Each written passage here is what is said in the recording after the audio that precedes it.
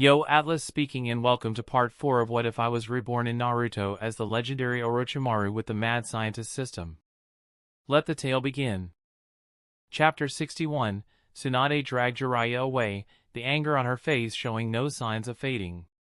After all, she and Orochimaru had already seen Tsukumo's strength. If Tsukumo were to use his sword, Jiraiya wouldn't stand a chance against him. Yet, here was Jiraiya, shamelessly claiming that he wouldn't go too hard on the guy? So shameless. This guy really had no filter when he spoke. Orochimaru wasn't the least bit surprised by this. It was no wonder that Tsunade never liked Jiraiya when they were kids. He wasn't just an idiot, he was carefree, loved to brag, and often acted without thinking. What woman would ever be interested in a man who was frivolous, lacked strength, and boasted all the time? Even if a woman were blind, wouldn't she at least go for someone handsome? In Tsunade's eyes, the only real advantage Jiraiya had was that he was always full of energy and constantly tried to improve himself. Beyond that, there wasn't much to say. Haha, Orochimaru, your friend is quite interesting. Tsukumo chuckled, watching as Tsunade dragged Jiraiya away. He's always like that, Orochimaru replied, unfazed. Well, I won't take up any more of your time. My teammates are waiting for me. See you during the exam, Tsukumo said with a friendly nod. Orochimaru gave a slight nod in return, watching as Tsukumo walked back to his team. He noticed that Tsukumo's teammates looked somewhat weak. Could it be that Tsukumo was being held back by them? Damn it, Orochimaru's here too. In another corner of the classroom, a boy in a black shirt muttered unhappily. On his shirt, the emblem of the Uchiha clan, the red and white fan, was prominently displayed. Orochimaru? That's the kid who beat you up, right? Another young man next to him, wearing the same Uchiha emblem, asked. Yeah. It was ridiculous. He's a freak. He was able to create shadow clones before we even graduated, the first boy complained. And not just any clones, he could make shadow clones. I still can't even do that. Every ninja has their own strengths. Just because he knows shadow clones doesn't mean much, the other Uchiha consoled him. The fact that he can use them just means he has a lot of chakra. It doesn't guarantee victory. That's true. Ninja battles aren't won just because of some clones. Even so, this guy. Don't worry, the second Uchiha said confidently. If you run into him during the exam, I'll help you get your revenge. You will? You're that confident? The first Uchiha asked, surprised. Well, of course, he replied smugly. Meanwhile, Orochimaru, Tsunade, and Jiraiya found a quiet corner of the classroom and waited for the first part of the exam to start. The room was buzzing with activity, and the voices of the other examinees filled the air. Some were discussing exam strategies, others were talking about ninjutsu or missions, and a few were even gossiping about girls. The room was chaotic, a whirlwind of conversation. After what seemed like forever, the classroom door swung open, and a uniformed Konoha examiner entered, his presence immediately silencing the room. I am your proctor for this part of the Chunin exams. My name is Nakagawa, the examiner introduced himself sternly. He wasted no time, quickly explaining the details of the first exam. It was a written test, but unlike the one from the original story, this wasn't some elaborate test of cheating skills. It was a real written exam, designed to test a ninja's knowledge of battlefield strategy, mission leadership, how to handle enemies, and how to make decisions during emergencies. The war had ended less than a year ago, and Konoha wasn't sure when another conflict might break out. As a result, the village had adjusted the exam content to focus heavily on skills that would be useful in times of war. The test would last for an hour, and any incorrect answers would result in elimination. The passing score was 60 out of 100, but that wasn't all. For a team to advance to the next round, all 3 members had to pass. Once Nakagawa finished explaining the rules, he instructed everyone to find their assigned seats, and the exam began. Compared to the elaborate cheating scheme from the original show, this kind of written exam was straightforward. For many ninjas, it wasn't particularly difficult. But of course, there were always some who weren't so academically inclined. For instance, Jiraiya. Less than 10 years old, with a carefree attitude and a lack of attention to theory, Jiraiya struggled with these kinds of tests. Traps, strategies, battlefield tactics, he barely knew anything about them. His usual approach to problems was simple: if there's an enemy, charge straight at them. Damn it! How am I supposed to answer this? I don't remember the teacher going over this in class. Jiraiya stared at the test paper, feeling increasingly frustrated. He scratched his head, glancing over at Orochimaru, who was calmly answering questions, and then at Tsunade, who was equally focused. What? They're just flying through this. Orochimaru, already anticipating Jiraiya's struggles, had discreetly sent an invisible fly to land on Jiraiya's shoulder. He'll probably score around 40 or 50 points on his own, better than Naruto did in the original timeline when he handed in a blank test. But I'd better help him cheat a little, just in case, Orochimaru thought. Alright, projection. Orochimaru muttered under his breath, ready to send Jiraiya the answers without raising any suspicion. Chapter 62, Invisible flies have two main functions, scanning and projection. Orochimaru utilized these two functions with remarkable precision. One fly was responsible for scanning Jiraiya's test paper, transmitting the data to Orochimaru, while the second fly projected the answers back onto Jiraiya's paper. This might seem like common technology in modern times, but in this world, it was an invaluable and near untraceable tool. As the faint light from the fly projected answers onto Jiraiya's test paper, he couldn't help but let out a startled yelp, nearly falling off his chair. What the hell is that? Bang bang! The examiner smacked his desk with a pointer, glaring at Jiraiya. You there! Quiet down, or you'll be disqualified. Jiraiya, still wide-eyed and flustered, tried to explain, but just now there was something on my paper. What's going on with you? Another examiner came over, looking puzzled. Realizing that every student in the room was now staring at him, Jiraiya quickly waved his hands and stammered, and nothing. It's fine. Haha, just, had a moment. Though often clueless, Jiraiya wasn't completely dense. He realized that whatever had happened, drawing attention to it would only make things worse. After a brief moment of panic, he gathered himself. The examiner gave him one last suspicious look before walking away, and Jiraiya exhaled in relief. Whoever was helping him, they clearly had a plan in mind. As Jiraiya calmed down, the faint light from the invisible fly once again shone on his paper. This time, Jiraiya remained composed, realizing that this was his chance to pass the exam.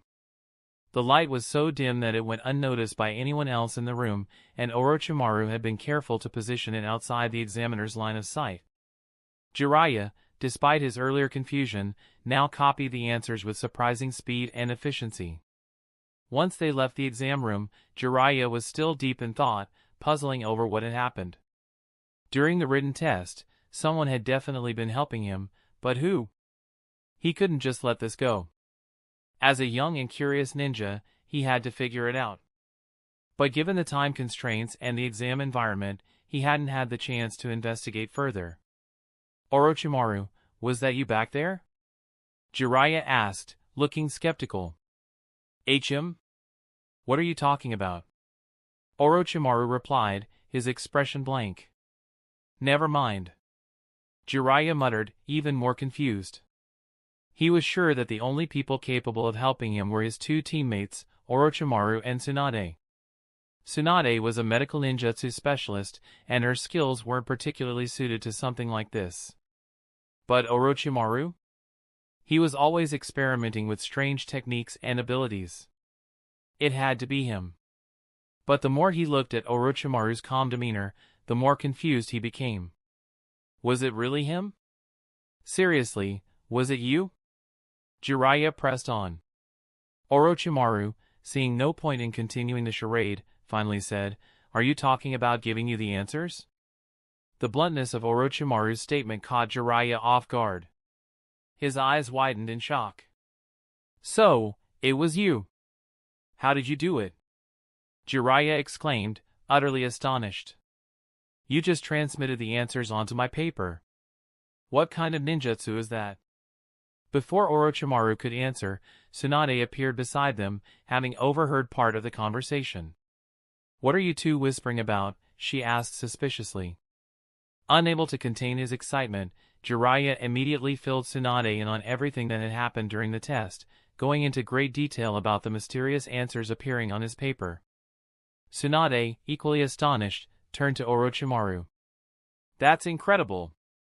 I was worried Jiraiya would fail, but now... Orochimaru, how did you pull it off? Orochimaru, calm as ever, replied, it's just a little gadget I've been working on. Gadget? What kind of gadget? Tsunade asked, her curiosity piqued. How can something like that transmit answers? Yeah, Orochimaru.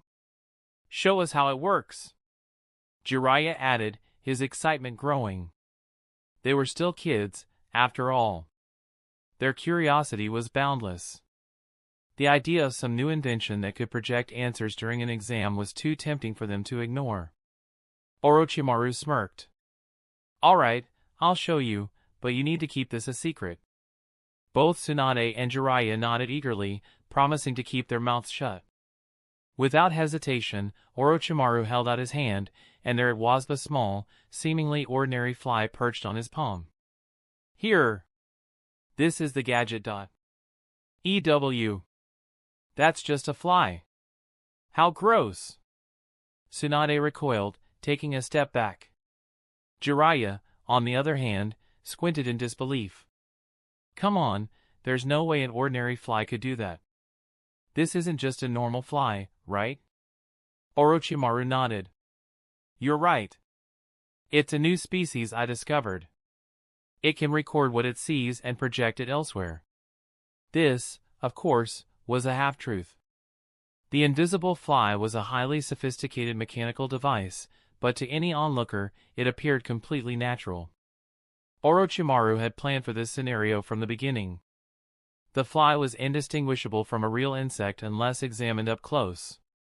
It can do that? Jiraiya asked, thoroughly impressed. That's amazing. Yeah, seriously, Orochimaru. You always come up with the weirdest, coolest things, Tsunade added, though she still kept her distance from the fly.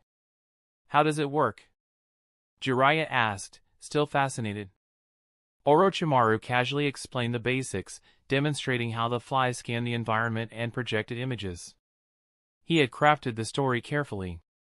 In a world filled with strange and unique abilities, such as the Yamanaka clan's mind control or the Aburame clan's insect manipulation, something like this could easily be passed off as a newly discovered creature. Both Jiraiya and Tsunade were fully convinced. Even seasoned ninjas had come across countless species of bugs, many with bizarre powers. A fly that could scan and project didn't seem out of the ordinary at all. Chapter 63. It seemed that Orochimaru's conjecture was confirmed when Tsunade and Jiraiya simply stared at the flies in his hand, curiosity apparent on their faces without a trace of incomprehension or confusion. Amazing, there's really something like this? Tsunade remarked, her eyes wide in wonder. Yeah, it's incredible. Jiraiya added, equally astonished. It's nothing special, Orochimaru replied, casually retrieving the flies. I originally captured them for fun, but I didn't expect they'd come in handy during the exam. Really? Tsunade said with a slight smirk. That's surprising coming from you. Not as surprising as Jiraiya needing your help, Tsunade teased, turning toward Jiraiya. If you paid more attention in class, you wouldn't have needed Orochimaru to bail you out. Hey, it's not my fault. I just can't focus during class. The teacher's too boring. Jiraiya grumbled, scratching his head in frustration. To him, falling asleep in class was beyond his control. Why couldn't anyone else see that? But, as expected of children, their interest in the flies waned quickly. Once the initial novelty wore off, neither Jiraiya nor Tsunade seemed particularly invested in understanding the deeper purpose behind Orochimaru's creation. In their eyes, scanning and projecting images or turning invisible might be fascinating for a moment, but not revolutionary. After all, in the world of ninja, invisibility wasn't unheard of. Many in the Konoha intelligence department used similar techniques to gather information, and animals with camouflage abilities were not uncommon. Even Jiraiya, as he matured, would eventually learn his own stealth techniques. So, once the excitement subsided, they moved on to other thoughts. Later that afternoon, the second part of the Chunin exam resumed. When the written test results were posted, hundreds of participants were eliminated. While it wasn't surprising that a few teams didn't make it, the sheer number of eliminations caught many off guard. Orochimaru couldn't help but notice two familiar names among the eliminated, Might Dai and Hiriko. Orochimaru was well aware of their potential or lack thereof. He knew Might Dai, the so-called Eternal Genin, would never rise above his current rank. As for Hiriko, though he had a unique talent, becoming a Chunin would be a long, difficult journey for him. At this point, Orochimaru couldn't think of a better way to describe Hiriko's participation in the exam other than just making up the numbers. But he didn't dwell on it too long. His own team had passed easily, and the focus now shifted to the next round. Orochimaru had expected the infamous Forest of Death test, where teams would battle for Heaven and Earth scrolls, but instead, they were presented with something entirely different. The second round of the exam will be a team battle? Orochimaru mused. Yeah, Tsunade confirmed. There are 2 rounds, and if you lose, you are eliminated. Only a quarter of the ninjas will make it to the final exam. Orochimaru narrowed his eyes and thought. This was different from what he remembered, but it made sense given the large number of participants. If the exam followed the format of the original series, the selection process would drag on forever. This faster, more brutal format, where teams could be eliminated through direct combat, was a more efficient way to reduce the numbers. It wasn't exactly fair, but in the ninja world, fairness was often a luxury. That works. It'll save us time, Orochimaru commented. He was confident that his team could crush the competition. There was no need to worry. The second round of the Chunin exam took place across various training grounds and school arenas, each overseen by multiple examiners. Orochimaru's team was assigned to Group A, with Jiraiya volunteering to draw their lot. Ha ha ha. We're in Group A, and our examiner is Teacher Yura. Jiraiya announced, his usual enthusiasm bubbling to the surface. Teacher Yura? Tsunade echoed. That means we're at the training grounds. And so, the trio made their way to the training grounds. When they arrived, Orochimaru was unsurprised to find many familiar faces. Various clans were well represented, with members of the Hyuga, Aburame, Inuzuka, Uchiha, and the Ino-Shika-Cho trio all participating. As was typical in Konoha, the large clans had many members taking part in the Chunin exam, each hoping to carry on their family legacy. Though Orochimaru recognized many of the clan names, he didn't know the individuals themselves. To him, they were simply other competitors. Currently, a match was taking place on the field. One team, consisting of a pineapple-headed boy, a chubby red-haired boy, and a blonde-haired kid, faced off against 3 nameless Konoha ninjas. It didn't take long for the battle to turn in favor of the trio from the Nara, Akimichi, and Yamanaka clans.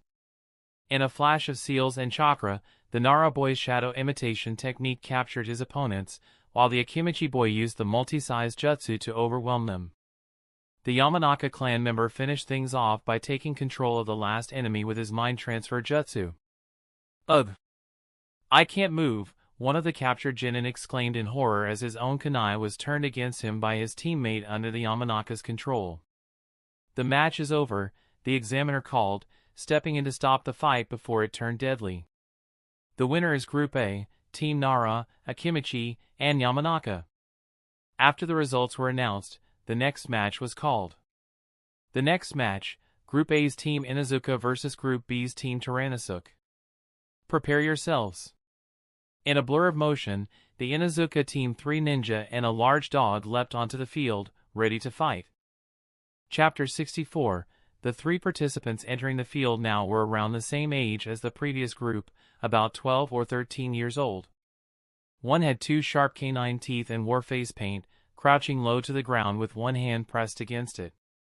The other two, standing behind him, were easily identifiable. One wore sunglasses, while the other had pale, pupil-less eyes. There was no need for Orochimaru to wonder which clans they came from. It was obvious from their appearance that they were from the Inuzuka, Hyuga, and Aburame clans. These were members of some of the most prestigious families in Konoha, and seeing them enter the competition as a team didn't surprise Orochimaru in the least. After all, ever since the village was established, the larger clans had always maintained strong connections through teamwork. As the three of them entered the field, the opposing team, led by a boy named Tyrannosuke, visibly faltered. They glanced at each other, clearly nervous. "Damn it, why did we have to run into them?" one muttered, his voice tinged with frustration. "Maybe we should just quit and come back for the next exam," another suggested, sounding defeated. "I don't see another option. We're way outmatched here," the third chimed in. Finally, they resigned themselves to their fate. "Teacher, we forfeit." Team Tyrannosuke forfeits. "The winners are Inuzuka's team from Group A," the examiner announced. Inuzuka, who had been gearing up to show off his skills, was taken aback. "What? They gave up?" "We're probably just too strong," the boy in sunglasses, Shingdo, said calmly. Inuzuka grinned. "Haha, guess you're right." The matches moved quickly, with team after team entering the battlefield. Soon, it was Uchiha's turn, and as they prepared, it became clear that they hadn't noticed Orochimaru and his teammates in the crowd. All of Uchiha's focus was on their upcoming battle. Unlike the Uchiha, who came from a prestigious clan, his teammates were two civilian ninjas. One was a classmate named Tenzo, and the other was a slightly older girl. Their opponents were clearly more experienced and older, but that didn't matter. The fight was one-sided from the start. The Uchiha's team dominated their opponents with superior strength, easily overpowering them. Watching the match, Orochimaru couldn't help but reflect on how much of an advantage ninjas from prestigious clans had over civilians. They had access to superior training resources, guidance from family members, and the inheritance of powerful techniques. For a civilian ninja, even the strongest effort often paled in comparison to these advantages. It was even more apparent with clans like Aburame, Hyuga, and the Ino-Shika-Cho trio, whose members were already stronger than average and often teamed up. A civilian ninja facing them in battle would simply have to chalk it up to bad luck. "The winners are Uchiha's team from Group A," the examiner announced. "The next match will be between Team C from Group A and Team D from Group B." In Konoha Village, high above the training grounds, Hiruzen, the third Hokage, stood on the rooftop of the academy, gazing toward the matches with a quiet intensity. From his vantage point, he could see the entire training area. Despite knowing his disciples' abilities well, Hiruzen still felt the need to be present. As their teacher, he wanted to witness their progress firsthand. If they succeeded, he could be proud of their accomplishments. If they faltered, he could pinpoint the areas they needed to work on for the future. Standing behind him were three other elders of Konoha, observing alongside him. "Hiruzen, your disciples are up next," said one elder with a chuckle. "You seem a bit tense." "You worried about them, old friend?" teased another elder, this one named Mito, who stood beside him with a smile. Hiruzen laughed heartily in response. "I'm not worried, just excited. I know what they're capable of." He had every reason to be confident. Orochimaru, Tsunade, and Jiraiya were among the most promising young ninjas in the village. Even if they went up against the best from the other clans, he was certain they wouldn't be at a disadvantage. Danzo, who stood off to the side, remained quiet. While Sarutobi was looking forward to the performance of all three, Danzo's interest was solely focused on Orochimaru. Back at the training grounds, the next match was announced with the familiar sound of the examiner's whistle. "Winner, Team D from Group B." And now, for the next match. Team Orochimaru from Group A versus Team Sasuke from Group B. Please prepare yourselves. Finally, it's our turn. Jiraiya exclaimed, pumping his fists with excitement. His whole body practically buzzed with energy. Tsunade, rolling her shoulders in preparation, seemed just as eager but with more control. One opponent each, let's wrap this up quickly, she said confidently, as Orochimaru led the way onto the battlefield. Chapter 65, Orochimaru and his team gained their fame during the Second Shinobi World War. But before that, they were relatively unknown, even to most of the ninjas within Konoha. Back then, few people knew them or that they were the disciples of the third Hokage. It was similar to how, during the original series, Namake's Minato became known only after his exploits against the IWA ninjas, despite being extremely powerful. In large clans like the Uchiha and Hyuga, many members didn't even know their own relatives, so it wasn't surprising that Orochimaru, Tsunade, and Jiraiya were also relatively unknown at the time. As Orochimaru's team faced off against their opponents, many of the onlookers thought the match was uninteresting. In their minds, civilian ninjas, especially ones as young as Orochimaru and his teammates, couldn't possibly put on an exciting fight. "These three kids are way too young, aren't they?" one spectator murmured. "They look like they just graduated," another added. "Ugh, this match is going to be boring." "It's gonna be a complete mismatch," a third person complained. "Yeah, probably a complete crush." Inside the training ground, Orochimaru's team and Sasuke's team were already in position, ready to fight. "Get into position." "Ready, begin," shouted the examiner. Boom! Bang, bang, bang. In an instant, it was over. The examiner blinked in confusion, as did most of the spectators. No one could comprehend what had just happened. What just happened? I blinked and missed it. Can someone tell me what happened? The truth was, the crowd was right about one thing: this match was indeed a crushing defeat. But it wasn't Orochimaru's team that was defeated. It was Sasuke's. Tsunade had knocked out one of her opponents with a single punch, Jiraiya had subdued another with his bare hands, and Orochimaru stood behind the last one, calmly holding a kunai to the young man's neck. The entire match had lasted less than 10 seconds. The crowd was stunned. Amazing! How did they move so fast? All the spectators had heard was the examiner shouting "begin," and within moments, Orochimaru and his team had decimated their opponents. The only thing Sasuke's team managed to do was throw a couple of shuriken in a panic. But those were meaningless against the speed and power of Orochimaru's team. Even among genin, most couldn't perform the body flicker technique as efficiently as Orochimaru, Tsunade, and Jiraiya. The three of them had already mastered it to a degree that far outpaced their peers. In fact, even the slowest of the trio, Jiraiya, was faster than an average genin. There had been no contest in the battle from the start. "These brats are much stronger than I thought," one of the spectators said in amazement. "Yeah, did you see that? Their body flicker technique was way faster than Sasuke's team. Wait, do you recognize that girl? The one who knocked out her opponent with a single punch? Huh? Who is she?" "She's from the Senju clan." "What? The Senju clan? No wonder. Wait, how do you know this?" "I heard it from my dad once." "Ah, that explains it." With the crushing victory, Orochimaru, Tsunade, and Jiraiya had caught the attention of some of the more experienced ninjas in the crowd, especially the teams from the large clans. It was clear to everyone that Orochimaru's team was not to be underestimated. The next day, the matches continued. This time, their opponents managed to last for about 30 seconds.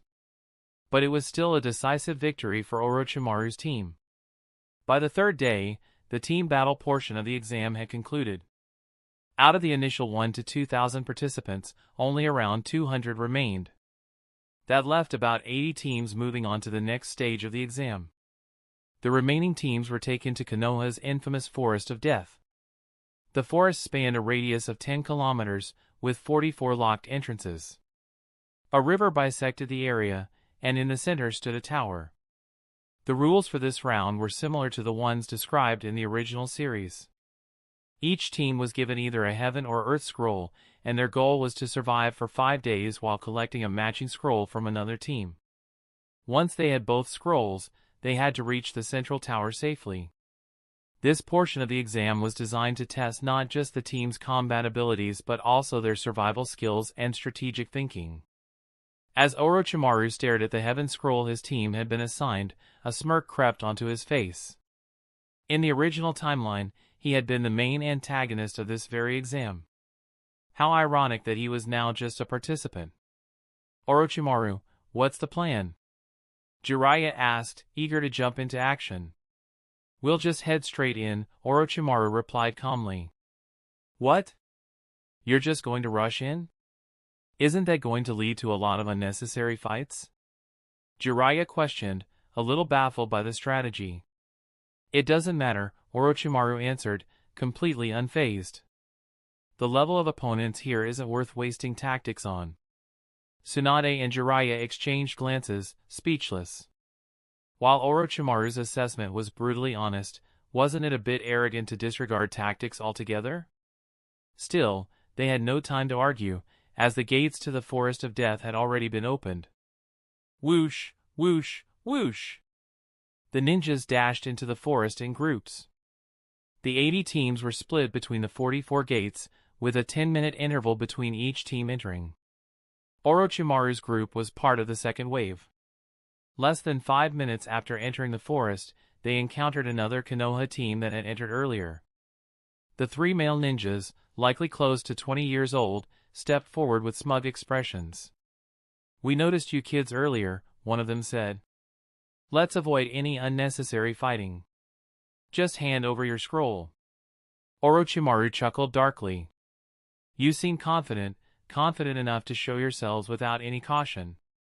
If we weren't confident in beating some brats like you, we wouldn't be here competing, now would we? One of the older ninjas sneered. I see. As soon as he finished speaking, Orochimaru's hands moved in a blur, forming seals. Boom! With a loud crash, the ground beneath one of the Konoha ninjas erupted, and a massive khaki-colored python shot out from the earth, swallowing the man whole before he even had time to react. Chapter 66.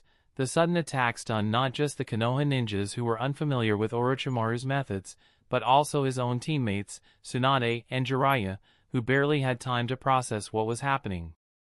This is... What? Jiraiya muttered, eyes wide. A snake, a giant snake. Damn it, don't just stand there. We have to save him. Tsunade shouted, her voice trembling slightly, though she tried to stay composed. The giant python Orochimaru summoned was massive, thicker than a group of people linked arm in arm, and as large as the 2 snakes he would later use in the Forest of Death in the original series.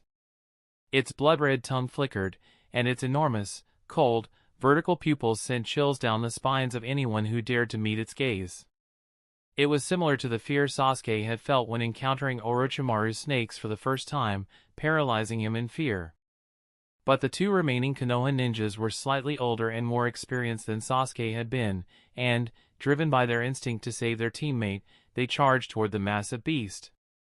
However, despite their courage, their Genin-level skills were no match for Orochimaru's serpent.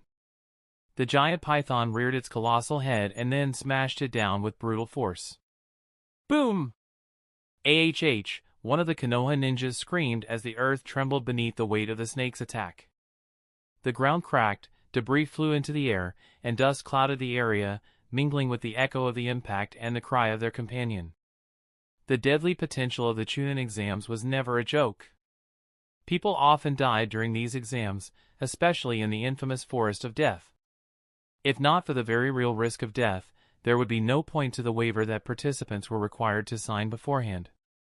Death was an ever-present reality in the exams, separating those with the fortitude to become Chunin from those too weak to face the pressures of battle. Many Genin never advanced because they lacked the resolve to confront life and death situations like this. Orochimaru understood this. But Tsunade and Jiraiya, still young and relatively inexperienced, hadn't fully accepted the brutal nature of the exams. Orochimaru, stop it! Tsunade yelled, her voice shaky as she saw what was unfolding before her eyes. What are you doing, Orochimaru? Just take the scroll and leave them alone. Jiraiya shouted, alarmed by the unnecessary violence. They were both only 10 years old, still innocent in many ways, and couldn't stand the sight of fellow Konoha ninjas being brutalized, even in an exam meant to push people to their limits. At their level, becoming a Chunin just means they'll die sooner on the battlefield. Orochimaru replied coldly, indifferent to the suffering of their opponents. But they're from our village. Tsunade argued, her voice desperate. Yeah, Orochimaru. They're our comrades. You can't just kill them. Jiraiya added, equally horrified. Orochimaru frowned slightly at Tsunade's protest. This is the Chunin exam, he said matter-of-factly, as though that excused the bloodshed. You can't do that. Even in the Chunin exams, there are limits. Tsunade cried, now grabbing his arm, her eyes welling up with tears. Please, stop this.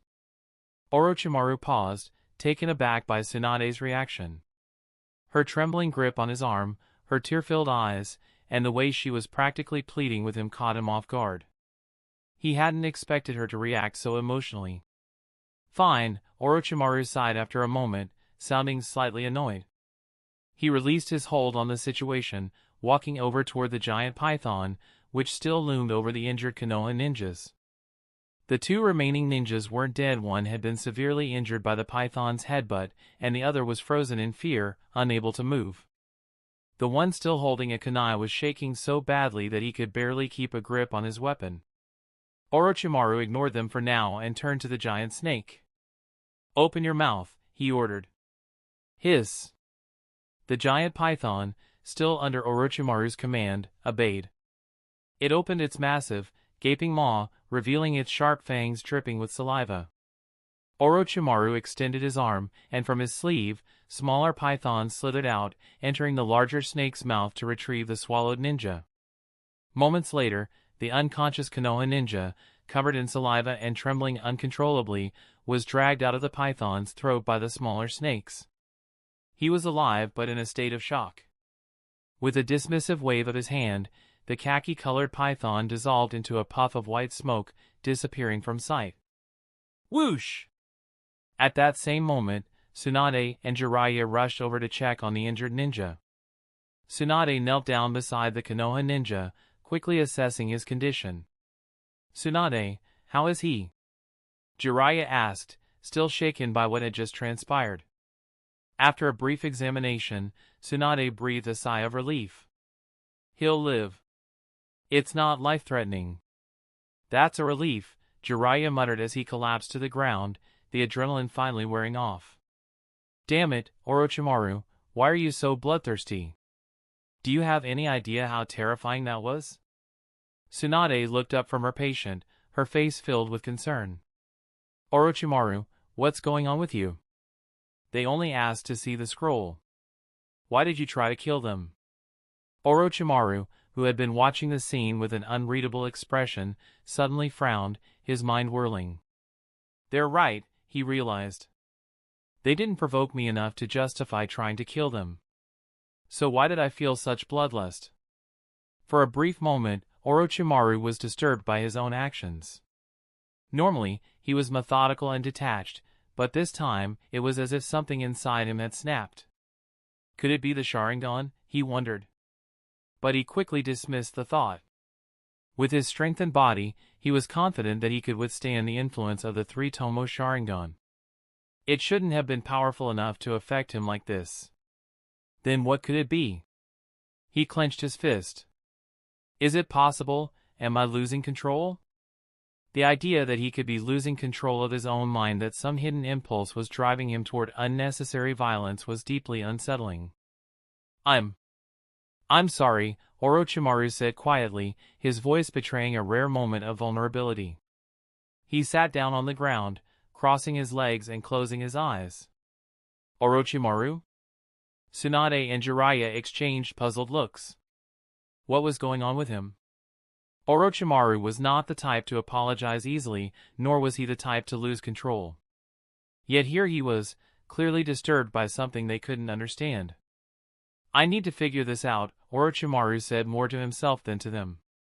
He had always been in control, ruthless, calculated, and intelligent. But if something was happening to him, he had to get to the bottom of it. Was it some hidden flaw in the Sharingan's power, or had something within him truly changed? Orochimaru closed his eyes and entered his own consciousness. The space inside his mind was dark and eerie. Water dripped from the unseen ceiling, creating shallow pools at his feet. He could feel the oppressive weight of something lurking in the shadows, but it was difficult to pinpoint its source. He opened his eyes within the space of his consciousness, activating his Sharingan. As the world around him came into sharper focus. Chapter 67, the Sharingan has a unique ability beyond its basic functions of enhanced perception, copying, and hypnosis. That ability is night vision. In dark environments, it can see far more clearly than ordinary eyes. As soon as Orochimaru activated his Sharingan, the space within his consciousness seemed to brighten significantly. However, this effect only applied to the immediate area around him. He proceeded slowly, his red eyes scanning every corner of the conscious space. The space seemed vast and desolate, with only the endless expanse of water beneath his feet reflecting the dim light. There was no Ninetales sealed inside him, so there was no iron cage or anything resembling one. Could I have guessed wrong? Orochimaru muttered to himself, growing uncertain as he observed the empty space around him. Yet, after a moment of reflection, he remained steadfast in his conviction. His mind wouldn't be influenced for no reason.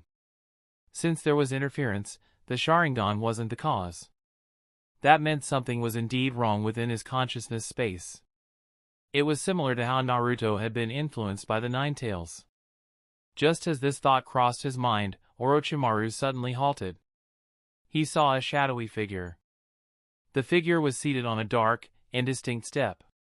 Noticing Orochimaru's gaze upon him, the figure grinned. "Ah, so you've noticed me so soon?" The figure's voice was low, dripping with mockery. "As I suspected." Orochimaru narrowed his eyes. "Are you the original Orochimaru?" No, the original will of Orochimaru is long gone." "So then, are you another part of me?" "No. I'm not some mere other personality." "Then, what are you?" Orochimaru's voice grew colder. "I am the darkness buried deep in your heart." "The darkness in my heart?" Orochimaru's eyes flashed with recognition, but his expression remained icy. "Yes, I am you. I am the dark side of your soul, the part you can't escape." After speaking, the shadow slowly stood up, moving toward Orochimaru with a deliberate pace. As it approached, its form became clearer. It was a boy, identical in appearance and attire to Orochimaru. But there was one stark difference. While Orochimaru's Sharingan glowed with red pupils, this boy's eyes were pitch black, devoid of any light. Seeing this mirror image of himself, Orochimaru's brows furrowed. At that moment, he recalled a scene from Naruto's story, the time on Turtle Island when Naruto stood before the Waterfall of Truth, facing his darker self. This was exactly like that moment. Could this apparition be a manifestation of his own image? "It's impressive that you managed to notice my presence so quickly." Orochimaru's expression remained indifferent as he asked, "Are you the reason I've been feeling so much bloodlust lately?" "Of course. Why deny it? You've sworn long ago never to be good, haven't you? Your goal is to conquer the ninja world, after all. So what if it is?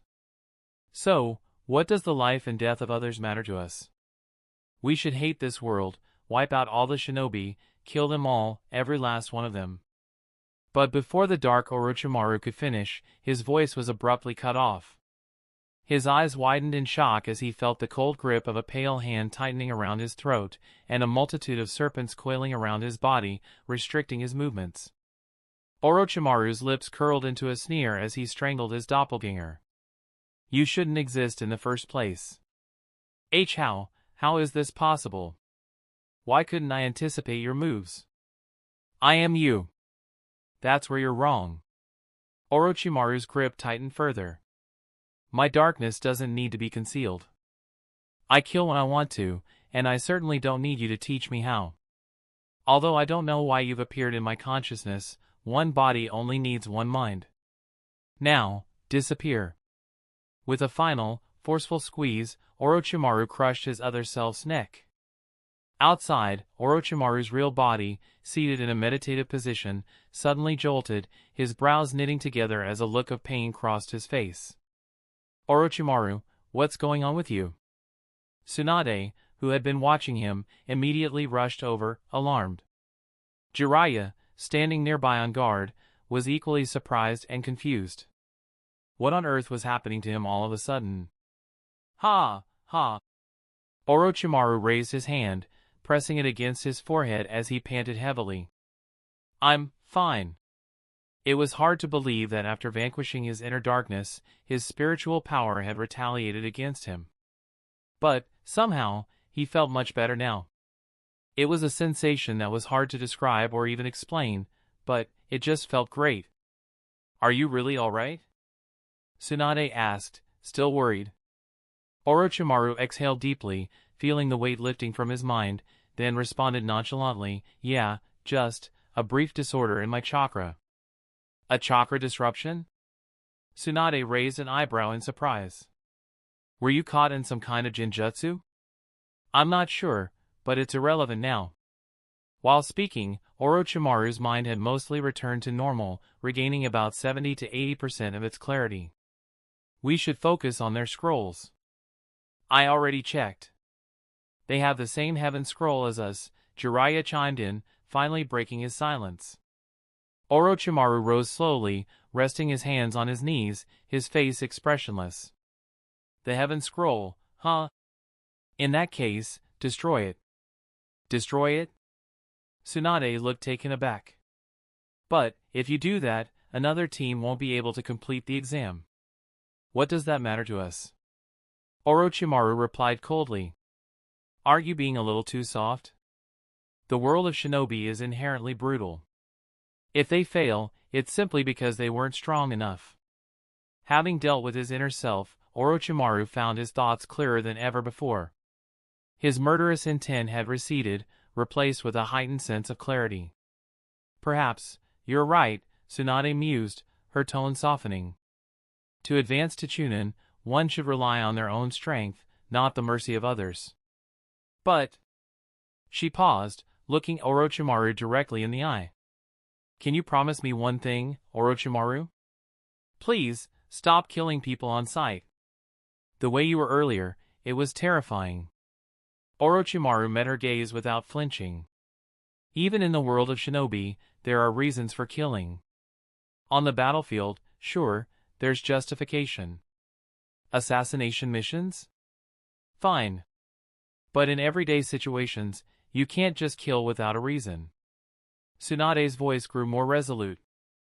Even in the Chunin exams, where we're fighting for scrolls, there's no need to kill. After all, we're from the same village, aren't we? Orochimaru inhaled deeply, considering her words for a moment. Don't worry. It won't happen again. Satisfied with his response, Tsunade nodded and smiled. All right, let's keep moving and find our next target. Yeah, let's go, Orochimaru said, starting to walk forward once more. Tsunade and Jiraiya followed closely behind, relieved that the tension had subsided. None of them noticed the flicker in Orochimaru's eyes as he briefly glanced towards several large trees in the distance. Behind those trees, a few figures trembled in fear, trying their best to remain hidden. Chapter 68, What's Up with This Guy? Behind a large tree, a young man with a pineapple-shaped haircut whispered in terror, his entire body trembling uncontrollably. He pressed his back firmly against the tree, trying to steady himself, but the fear was overwhelming. Behind two other trees stood two more figures, a chubby red-haired boy and a skinny blonde. Their expressions mirrored his own fear, their bodies stiff with terror. These three were none other than Ino-Shika-Cho, the team from Konoha consisting of members from the renowned Yamanaka, Nara, and Akimichi clans. After entering the forest, they found themselves uncomfortably close to Orochimaru's group. Out of sheer curiosity, they had approached the area after hearing the commotion caused by the giant snake. What they had witnessed next had shaken them to the core. They saw Orochimaru summoning a python with his hidden shadow snake hands technique, using it to retrieve a Konoha ninja swallowed whole. The sheer size and terror of the python had left an indelible mark on them, casting a shadow of dread over their hearts. They couldn't comprehend how a 10-year-old boy could possess so much chakra to summon such a massive creature. Horrifying. That guy. Yeah, there's no way we can compete with him. The red-haired Akimichi and the thin Yamanaka slumped to the ground, speaking one after the other. The fear in their voices was palpable. Though they were from notable families and considered talented, the Ino-Shika-Cho trio wasn't known for raw destructive power. Against a fearsome summoning beast like Orochimaru's, they were completely outmatched. If Orochimaru had turned his attention toward them, they would have no choice but to hand over their scroll and hope for mercy. Thank goodness he doesn't seem interested in us. Naruto, the boy with the pineapple haircut, breathed a sigh of relief. If he was, we'd be doomed. What now, Shikafu? The red-haired Akimichi asked, his voice trembling. We'll stay hidden here a little longer, wait for them to get further away. Seriously, though. What kind of monster has so much chakra for such a summoning technique? Who knows? Shikafu muttered quietly. Meanwhile, back with Orochimaru's group. After confirming that Orochimaru had fully recovered, Jiraiya turned his attention to the enormous python that had appeared earlier. How do you have so much more chakra than me, Orochimaru? Jiraiya asked, his eyes still wide with disbelief. It was common knowledge that the larger the summoned creature, the more chakra it consumed. If Jiraiya tried to summon a toad of the same size as the python, it would likely drain all his chakra reserves. No ninja in their right mind would waste all their chakra on a single summoning. So, Jiraiya reasoned that Orochimaru must have used far less chakra than expected for that giant snake. Is it strange? Orochimaru smirked slightly. Of course it's strange. Jiraiya responded, almost exasperated. Your training clearly doesn't focus on building up chakra reserves, so how do you have so much more than me? It doesn't make sense. Exactly. Even I'm surprised, Tsunade chimed in, backing Jiraiya up. Orochimaru didn't belong to any special bloodline, nor had he undergone any unique chakra-enhancing training. And yet, his chakra reserves far surpassed Jiraiya's, who regularly trained on his own. It was a baffling situation. Faced with their questioning, Orochimaru let out a helpless sigh. Well, it seems this secret can't be kept any longer. Secret? What do you mean? Tsunade asked. It's nothing too complicated. It's simply the result of my latest research. Though it's still in the experimental phase. Research? What are you talking about? Are you saying you found a way to increase your chakra reserves? Jiraiya and Tsunade were both stunned. To them, the idea that there could be a method besides rigorous training to increase chakra seemed absurd. Exactly, Orochimaru nodded, nonchalant. The delighted serum he had been working on was a future breakthrough he planned to reveal, so there was no harm in letting them know a bit early. What? That's impossible. Both Jiraiya and Tsunade exclaimed at the same time, their disbelief evident. But as the words left their mouths, they quickly realized how foolish they sounded. Orochimaru's chakra had increased far beyond normal limits, something that couldn't be explained by training alone.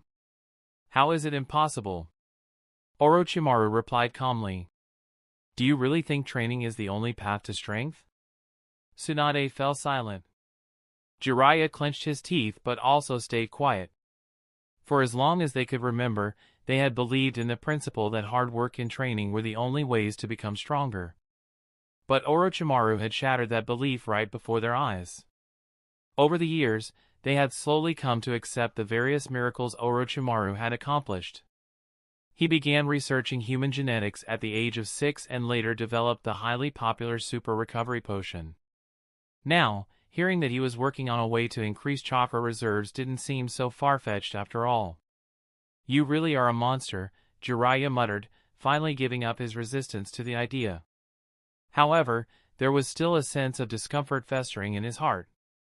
After all, the foundation of a ninja's strength had always been rigorous training and discipline. But now, Orochimaru was suggesting that scientific research could provide shortcuts to that power. This upended everything they had ever believed. The most disheartening thing for a person is when a belief they'd held their entire life suddenly crumbles before them.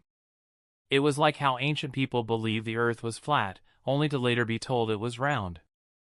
The collapse of such a belief would feel like the ground falling out from under their feet. And now, both Jiraiya and Tsunade were feeling that same collapse. Their deeply rooted belief that strength could only be earned through hard work was being questioned.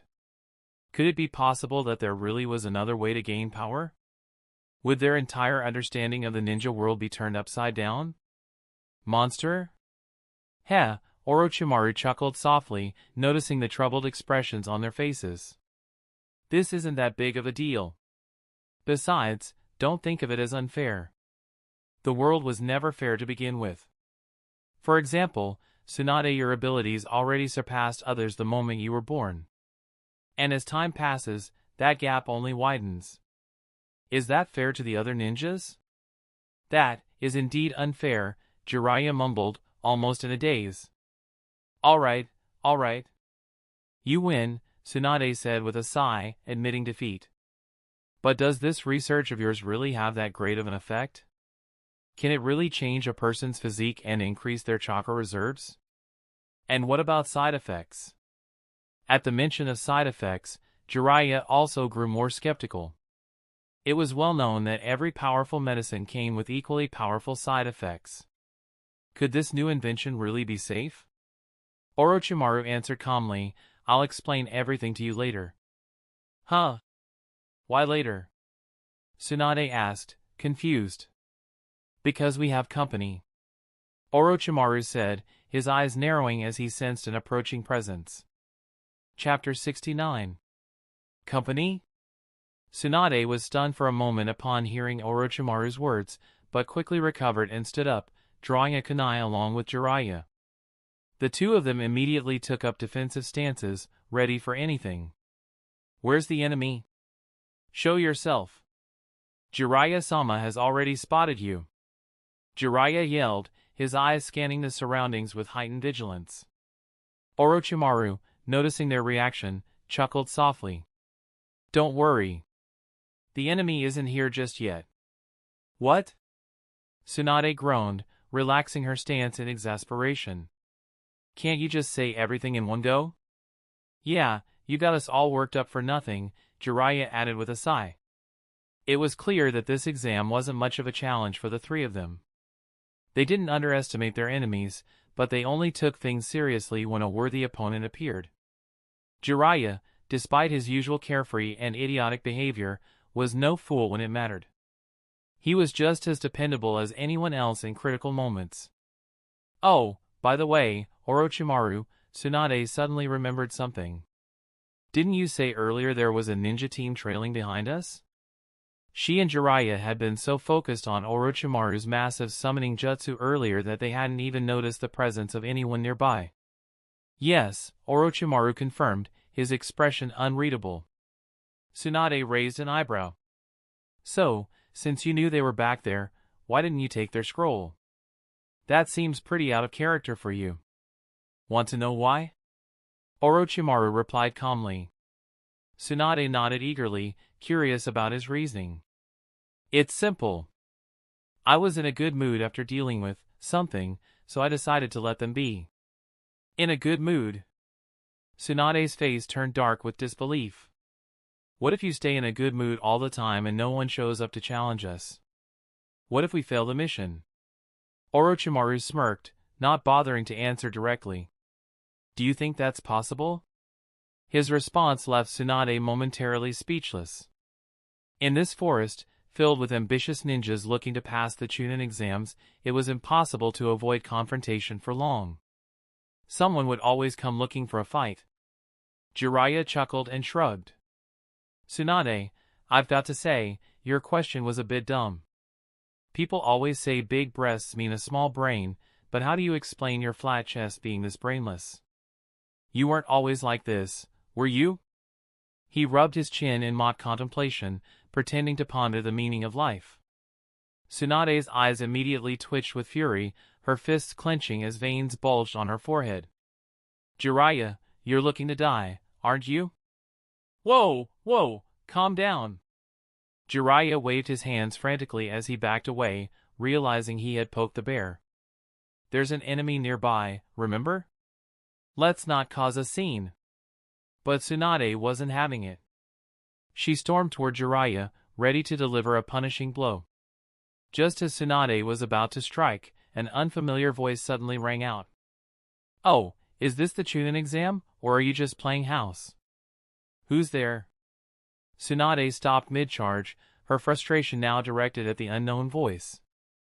Orochimaru stood up as well, a cold gleam in his eyes. A moment later, whoosh! Whoosh! 3 figures dropped from the trees, landing strategically on the ground to form a triangle around Orochimaru and his team. Seeing the 3 teenagers appear, Orochimaru remained completely unfazed. He had expected this. Every time he stopped to rest, he released a swarm of small invisible flies to monitor the surrounding area. Combined with his keen perception abilities, he had known about these 3 for a while now. The trio looked to be about 13 years old, and judging by the emblem on their clothes, the one leading them belonged to the Uchiha clan. "So, you're Orochimaru?" the lead Uchiha boy asked, his eyes narrowing as he sized him up. Orochimaru's response was nonchalant, almost dismissive. "Do we really need introductions before fighting?" Tsunade had to stifle a laugh at Orochimaru's bluntness, and even Jiraiya was momentarily caught off guard. This wasn't the Orochimaru they were used to. He usually wasn't one for banter.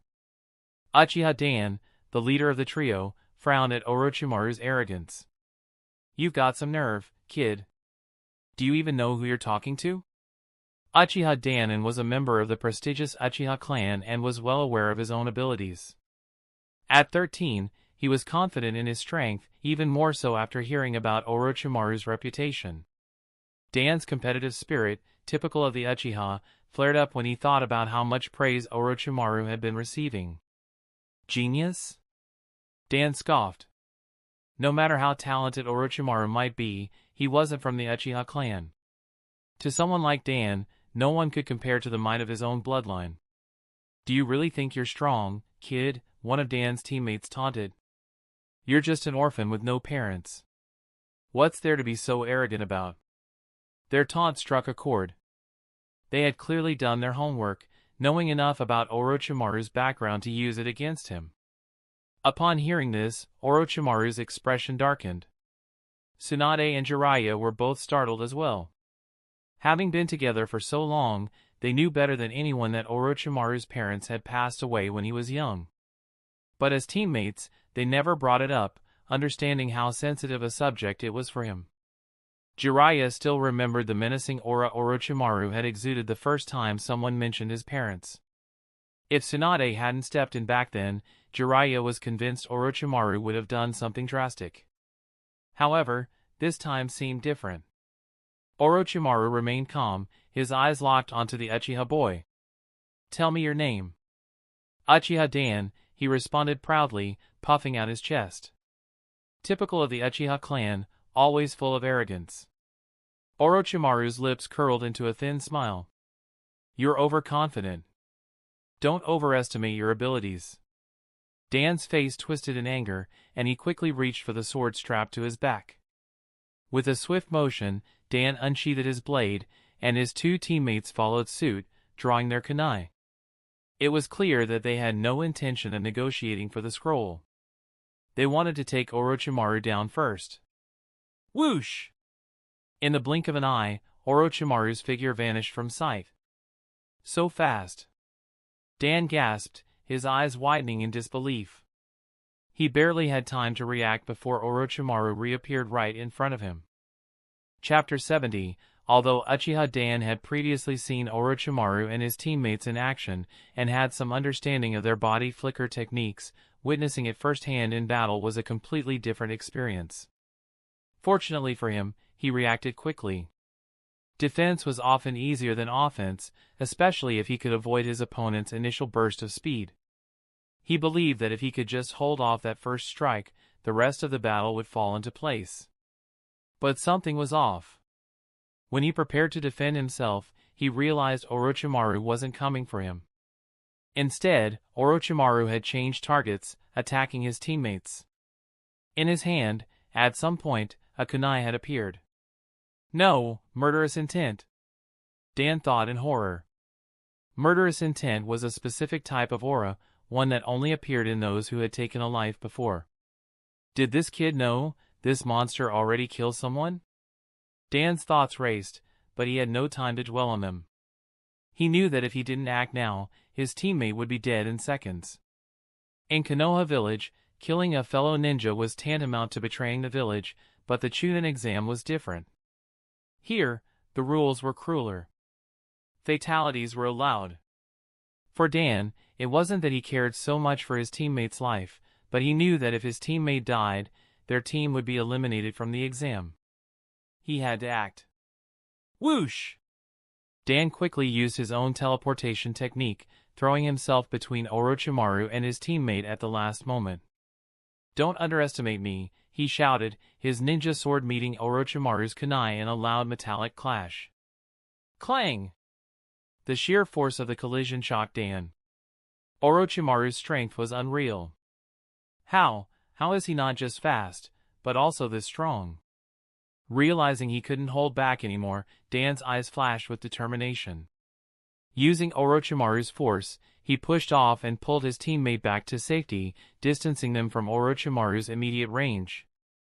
As they retreated, Dan's dark eyes morphed into a deep scarlet Sharingan. Latent Shadow Snake Hand. Orochimaru's voice rang out, and in an instant, countless snakes shot from his hands, heading straight for the retreating Dan. With his Sharingan now activated, Dan's vision slowed the world around him. The snakes appeared to move in slow motion. He twisted his body in unnatural ways, narrowly dodging the snapping jaws of the serpents. However, while Dan managed to evade the attack, his teammate wasn't as lucky. Nanny, the teammate gasped. The fangs of multiple snakes dug into his skin.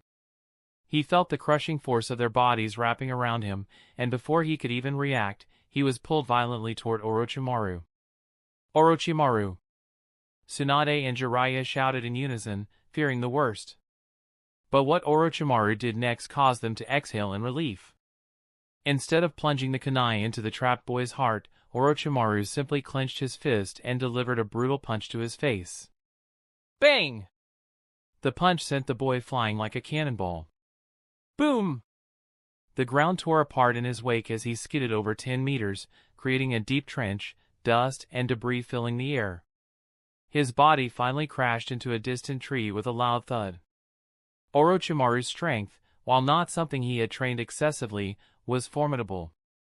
His naturally enhanced physique ensured that anyone struck by him would feel it deeply. Amazing! Dan's remaining teammate muttered, too stunned to move. Not only was Orochimaru fast, but his raw strength was terrifying. Don't just stand there, you idiot! Dan barked, snapping his teammate out of his daze. However, by the time the teammate came to his senses, it was too late. The ground beneath him had turned into a swamp. Earth release, swamp of the underworld. Jiraiya called out, grinning mischievously. Hey, you can't be caught daydreaming in the middle of a battle. Jiraiya teased. The trapped ninja struggled, but the more he tried to free himself, the deeper he sank into the mire. Before he could come up with a plan to escape, a shadow loomed over him. Here comes a punch! Tsunade shouted gleefully as she leaped into the air, bringing her fist down toward the helpless ninja. He raised his arms in a desperate attempt to block, but with his feet stuck in the swamp, there was no way he could withstand Tsunade's monstrous strength. Bang! Her punch connected, sending him flying out of the swamp and crashing into the ground like a ragdoll, following the fate of his other teammate. Just like that, what had started as a 3v3 battle quickly became a 3v1. Finally willing to join the fight, huh? Orochimaru said with a smirk, his eyes shifting toward Jiraiya and Tsunade. The two of them hadn't lifted a finger since entering the Forest of Death, and now it seemed they were finally getting involved. As long as you're not killing anyone, I'm happy to step in. Tsunade responded with a grin. She stepped across the swamp, Chakra concentrated in her feet to prevent herself from sinking. She then clapped her hands playfully. As Orochimaru's teammates, both she and Jiraiya knew that once Orochimaru's latent shadow snake hand took hold, it would only take a kunai to finish off the enemy. But instead, Orochimaru had held back and delivered a punch. That, in Tsunade's eyes, confirmed that Orochimaru was still the teammate she trusted, someone who wasn't killing needlessly. Afraid I'll kill someone? Orochimaru asked, his tone calm. It's fine to kill enemies, but they're from our village, and this is just an exam. Tsunade didn't finish her sentence, but she trusted that Orochimaru understood her point. I see, Orochimaru replied, his tone indicating he had no problem with that. Damn it! Are you all just going to ignore me? Dan shouted angrily, realizing that the trio had been chatting leisurely while completely disregarding him. The Uchiha clan prided themselves on their innate talents and spiritual power. To be ignored like this, especially by 3 kids younger than him, was unbearable. What's wrong? Jiraiya taunted, crossing his arms with a smirk. You still think you can take on all 3 of us by yourself? Dan's fists tightened in anger. He knew better than anyone that the odds were against him now. With his 2 teammates down, and the combat prowess the trio had displayed, he didn't stand a chance. Realizing his predicament, he made a quick decision. As much as I hate to admit it, I don't have a choice, he said through gritted teeth. Take the scroll and let us leave. He slowly reached into his pouch and placed the scroll carefully on the ground. The word, Earth, was clearly inscribed on the scroll. Chapter 71. Seeing the scroll that Dan placed on the ground, Tsunade and Jiraiya couldn't help but feel a surge of excitement.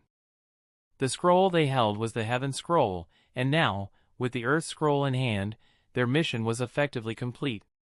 All that was left was to head to the central tower. It was still the first day of the exam, and the prospect of being the first team to reach the central tower filled them with a sense of pride. However, Dan was clearly not happy about the situation. Even though he was unwilling, what choice did he have? He underestimated Orochimaru and paid the price for it. The same mistake had almost gotten 3 Konoha ninjas killed earlier, and now it had left 2 of his teammates severely injured. All of this was the cost of his own arrogance, and he couldn't blame anyone else. Faced with Orochimaru's overwhelming strength, Dan had no choice but to offer the Earth Scroll as a way to guarantee his own safety.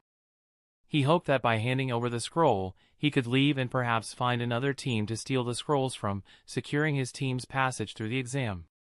Tsunade, coming from the Senju clan, she had always harbored a certain disdain for the Uchiha. The relationship between the 2 clans had always been strained. Though they shared the same village, there was always an undercurrent of animosity. And during moments like these, even if it wasn't an open conflict, there was no love lost between them. If Orochimaru was making things difficult for an Uchiha, she saw no reason to intervene. Orochimaru's lips curled into a sly grin. All right, get moving. It seems the Uchihas aren't as impressive as they think. You bastard.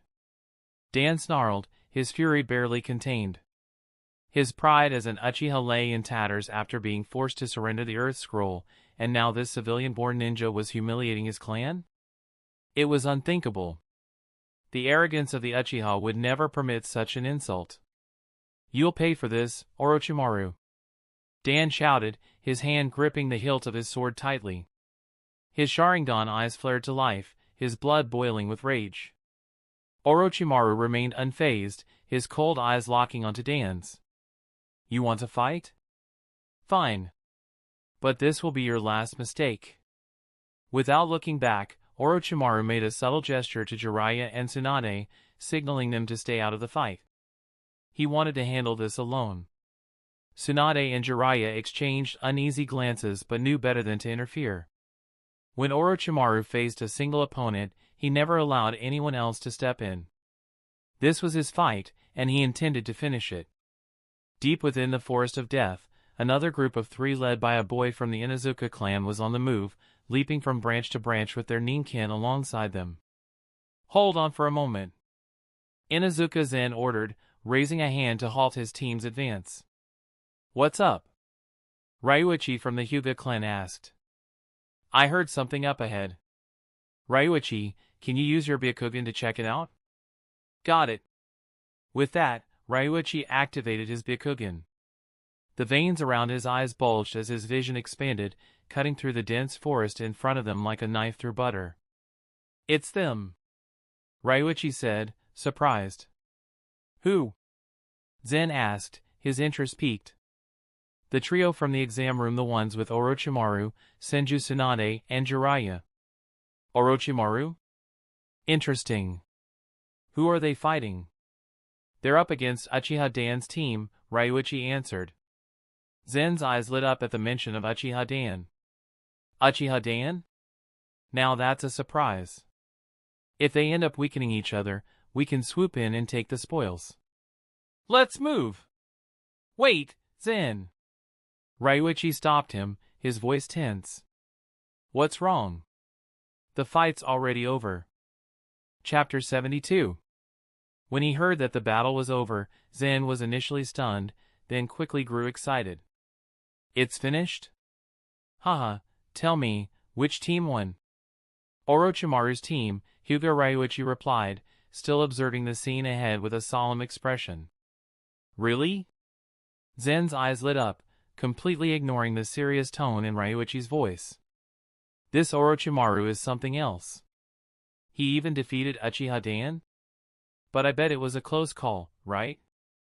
Their chakra must be nearly depleted by now. This is the perfect time to swoop in and take their scroll. Let's go, Shingo, Ryuichi. Don't bother, Zen, Ryuichi said, his voice firm and serious. Zen paused, puzzled. What do you mean? Ryuichi continued, his face grave. Their battle wasn't even close. It was a complete and utter one-sided slaughter, just like their earlier fights. Uchiha Dan's team didn't stand a chance. They didn't even manage to fight back. He let that sink in for a moment before adding, and as for their chakra, there's no sign of exhaustion. They look as fresh as ever. What? Inuzuka Zen couldn't believe his ears. Not even a chance to fight back? But Uchiha Dan is a prodigy. How is that possible? Zen knew Dan personally. They had trained together, and he had witnessed the boy's talents firsthand.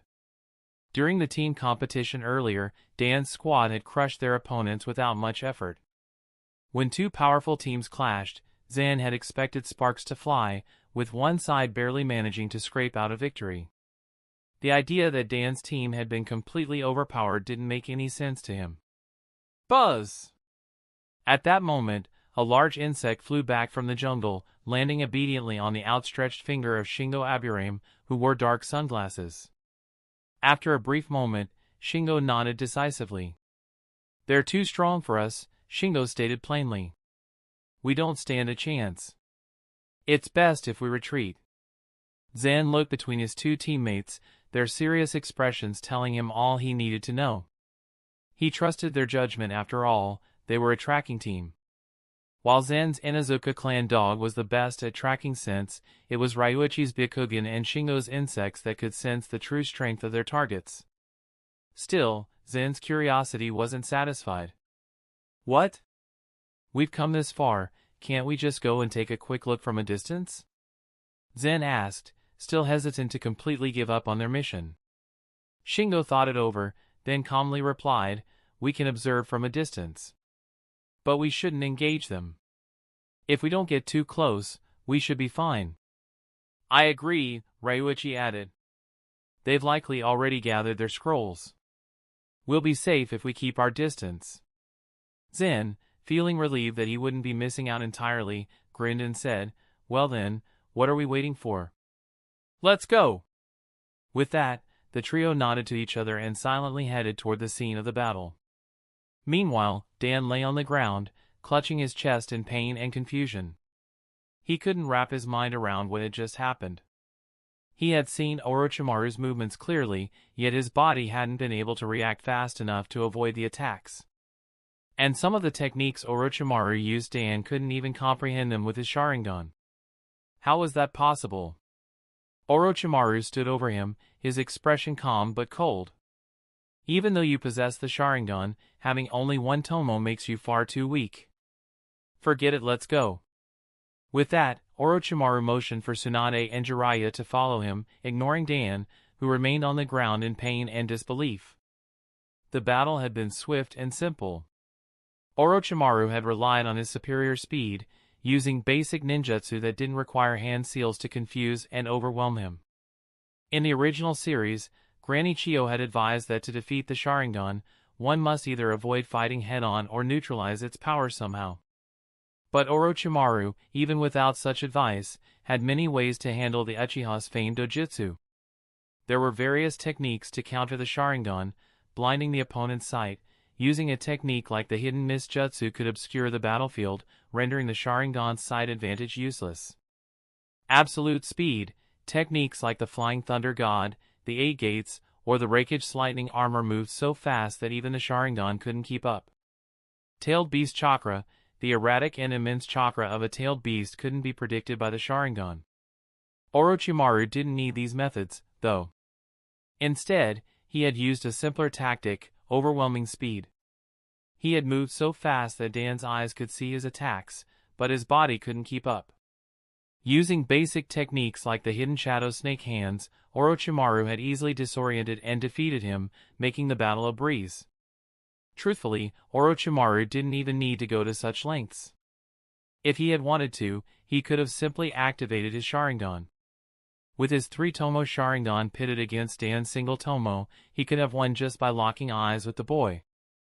But Orochimaru preferred to keep his Sharingan a secret for now, not revealing it unless absolutely necessary. As Orochimaru picked up the scrolls, Tsunade smiled and asked, "Well, the primary objective is complete. Should we head straight to the central tower now?" Orochimaru shook his head. "No need to rush. I have something a bit more, something interesting in mind." "Interesting? Like what?" Jiraiya asked, intrigued. Orochimaru shared his plan, and as he explained it, Jiraiya's eyes lit up with excitement. "Oh, I like this plan. Haha, this is going to be fun. What about you, Tsunade?" Orochimaru asked. Tsunade smiled sweetly. "You're my boyfriend, aren't you? Of course, I'll go along with it." Hearing the word boyfriend, Jiraiya, who had been excited just moments earlier, suddenly looked like he'd been forced to swallow something bitter. But Orochimaru, showing no reaction to the term, simply continued on. "Alright, then let's get started," Orochimaru said. He pulled out a kunai, slicing his thumb open and smearing the blood across his hand before forming a series of hand seals. Boar, dog, bird, monkey, ram. Summoning jutsu. With a loud bang, a huge cloud of white smoke filled the clearing. As the smoke began to clear, the massive form of the giant python from earlier reappeared in front of them. The plan was now in motion. Chapter 73, the giant python that Orochimaru had summoned was the same one from before, massive and terrifying. Its body was as thick as several people clasping hands together, and its eyes, bigger than a human head, gleamed with a predatory gleam. Orochimaru, however, didn't seem to notice anything unusual. With a calm leap, he jumped onto the snake's head and waved casually to Tsunade and Jiraiya. "Come on up!" Whoosh! Tsunade and Jiraiya followed suit, landing behind Orochimaru. Despite the snake's size and ferocity, neither of them flinched. They had long grown accustomed to Orochimaru's summons and had learned to trust his decisions. "Are you calling this big snake again? You sure you have enough chakra to keep it going?" Tsunade asked skeptically, still marveling at the size of the creature. "I wouldn't do anything I wasn't sure of," Orochimaru replied, his tone nonchalant as ever. With a flick of his wrist, he signaled the giant python to move. "Let's go," Orochimaru said. "Yes, master," the giant python hissed in reply before slithering forward, crashing through the underbrush, uprooting trees, and trampling down everything in its path as it moved deeper into the forest. From their hidden spot, Inuzuka Zen, Hyuga Ryuichi, and Aburame Shingo watched the massive snake and its riders with wide-eyed disbelief. Even Uchiha Dan, still recovering from his defeat, could only watch in stunned silence as Orochimaru and his team disappeared into the woods on the giant python. This is insane, Zen whispered, unable to tear his eyes away from the sight. How does he have this much chakra? The three of them exchanged glances, each seeing the same thing reflected in each other's eyes: fear. What kind of monster is he? Shingo muttered. Zen subconsciously glanced down at his own companion, the small yellow dog named Kiku. The Inuzuka clan were known for their bond with their canine companions, and the dogs they raised were battle-hardened and courageous. Yet now, Kiku was trembling uncontrollably at his feet, visibly terrified by the presence of Orochimaru's snake. Zen quickly bent down, patting Kiku's head to soothe him. It's okay, it's okay. Zen, take a look, Ryuichi suddenly said, his tone sharp. What's wrong? Look at the direction they're headed. Zen looked up, confused. Isn't that the way to the central tower? Ryuichi shook his head. No. The direction they're going in, it's not towards the central tower. Inside the tower at the center of the Forest of Death, the third Hokage stood on the lower floor, listening to the examiner's reports on the past few days of the Chunin selection exam. Surrounding him were a handful of Konoha Jounin, with ANBU members hidden in the shadows, ready to intervene at a moment's notice. Today is the 5th day, the Hokage mused aloud, his brow furrowing as he glanced at the 4 teams standing before him. Only 4 teams have completed their mission so far? The third Hokage found this odd. Of the 80 teams that had entered the Forest of Death, even if half were eliminated, there should still be at least 20 teams that had succeeded by now. Yet here stood only 4, and what was more concerning was that his own disciples Orochimaru, Tsunade, and Jiraiya were not among them. It didn't make sense. He knew better than anyone the strength of his students. For them not to have completed the mission yet was not only unusual, it was a little embarrassing, considering their potential. The Hokage's gaze swept across the 4 teams present. The first to arrive had been Hatake Sakumo's team, who had reached the tower on the 2nd day.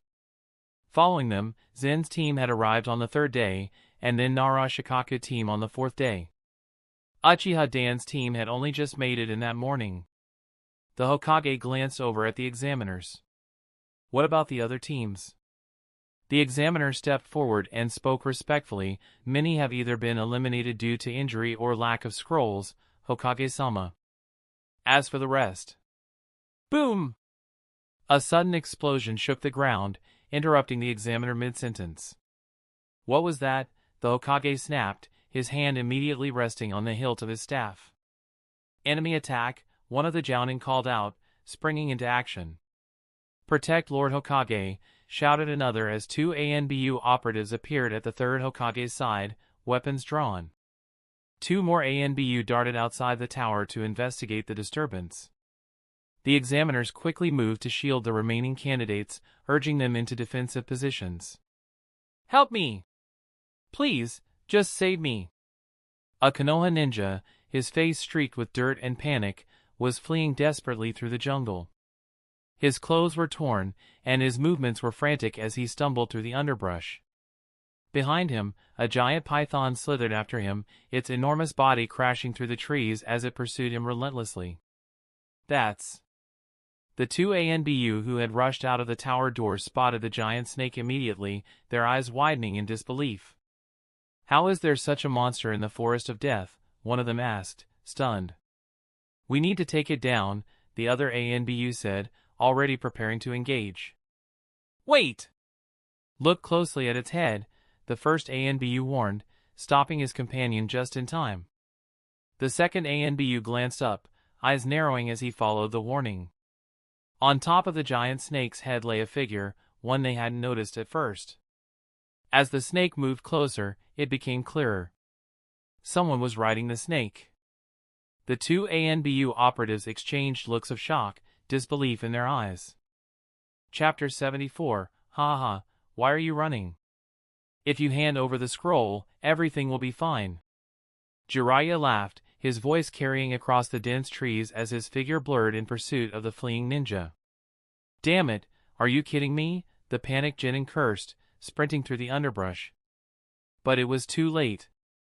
Whoosh! Two kunai with explosive tags flew past him, embedding into the ground just ahead. The ninja barely had time to gasp before the blast threw him through the air. Boom! When the dust settled, the unfortunate ninja lay unconscious, and Jiraiya calmly dropped next to him, untying the scroll from the man's waist and adding it to his collection. With a smirk, he inspected his belt, now hanging heavy with 3 or 4 scrolls. "Heh, done!" "Oh wait, when did we get here?" Jiraiya said, finally noticing the massive central tower looming ahead. His carefree expression shifted to confusion as he saw the third Hokage, Anbu, and several examiners standing in front of the tower, all of them staring at him and the giant python behind him in stunned silence. The 2 Anbu members who had rushed outside the tower just moments earlier were the most surprised of all. What's going on? Could they be the reason the other teams have failed to complete their missions? One of them muttered, still shocked at the sight of the enormous snake and the nonchalant boy riding it. Meanwhile, the third Hokage blinked in disbelief. He had just stepped out to address the examiners, only to be greeted by the sight of his young disciple casually riding a massive python through the forest of death. But after a few moments of surprise, he chuckled. "Orochimaru," he mused, his eyes gleaming with a mixture of pride and curiosity. Has his chakra really grown strong enough to summon a beast of this size? Clearly, this snake wasn't a wild beast from the forest of death, it was a summoned creature. Unbeknownst to the others, Orochimaru, Tsunade, and Jiraiya could have completed their mission and reached the central tower on the first day. However, thanks to Orochimaru's suggestion, they decided to make things a bit more entertaining. The plan? Collect as many other teams' scrolls as possible within the 5-day exam period. With Orochimaru's strategic mind, Jiraiya's enthusiasm for any thrilling challenge, and Tsunade's mischievous agreement, the 3 of them embarked on an absolute rampage through the forest. Using Orochimaru's invisible flies for detection and the sheer intimidation factor of his summoned giant python, they minimized their chakra expenditure, only using it when absolutely necessary. Any team that dared resist quickly learned the consequences. Those who put up a fight were met with brute force, but in the end, resistance only resulted in defeat and occasionally a bit of pain. While teams like Sakumo's had entered the tower early, avoiding any confrontation with Orochimaru, others hadn't been so lucky. The Naruto team and Inuzuka Zen's team had guessed at Orochimaru's intentions and wisely hurried to secure a scroll and enter the tower as fast as possible. Meanwhile, Uchiha Dan's team had survived by sheer luck, managing to avoid Orochimaru's rampage throughout the exam. Now that the exams were nearing their conclusion, Orochimaru, Tsunade, and Jiraiya arrived at the tower, standing triumphantly before the third Hokage, Anbu, examiners, and the remaining teams. With a wave of his hand, Orochimaru dismissed his massive python, which disappeared in a puff of smoke. The 3 stood at the foot of the tower, their expressions telling vastly different stories. Orochimaru looked indifferent as always, Jiraiya's face was painted with pride, and Tsunade offered an awkward smile, unsure how to explain their actions. The third Hokage's lips twitched as his gaze shifted to the ground in front of them, where a pile of scrolls 50, maybe even 60 lay in a heap. The sheer number was staggering, far more than what was needed for the exam. They stole 50 or 60 scrolls? That means they robbed at least 10 teams a day. The Anbu agents behind their masks could hardly contain their disbelief. This is unreal. Lord Hokage's disciples really are something else. They didn't just complete the mission, they overachieved in the most ridiculous way possible.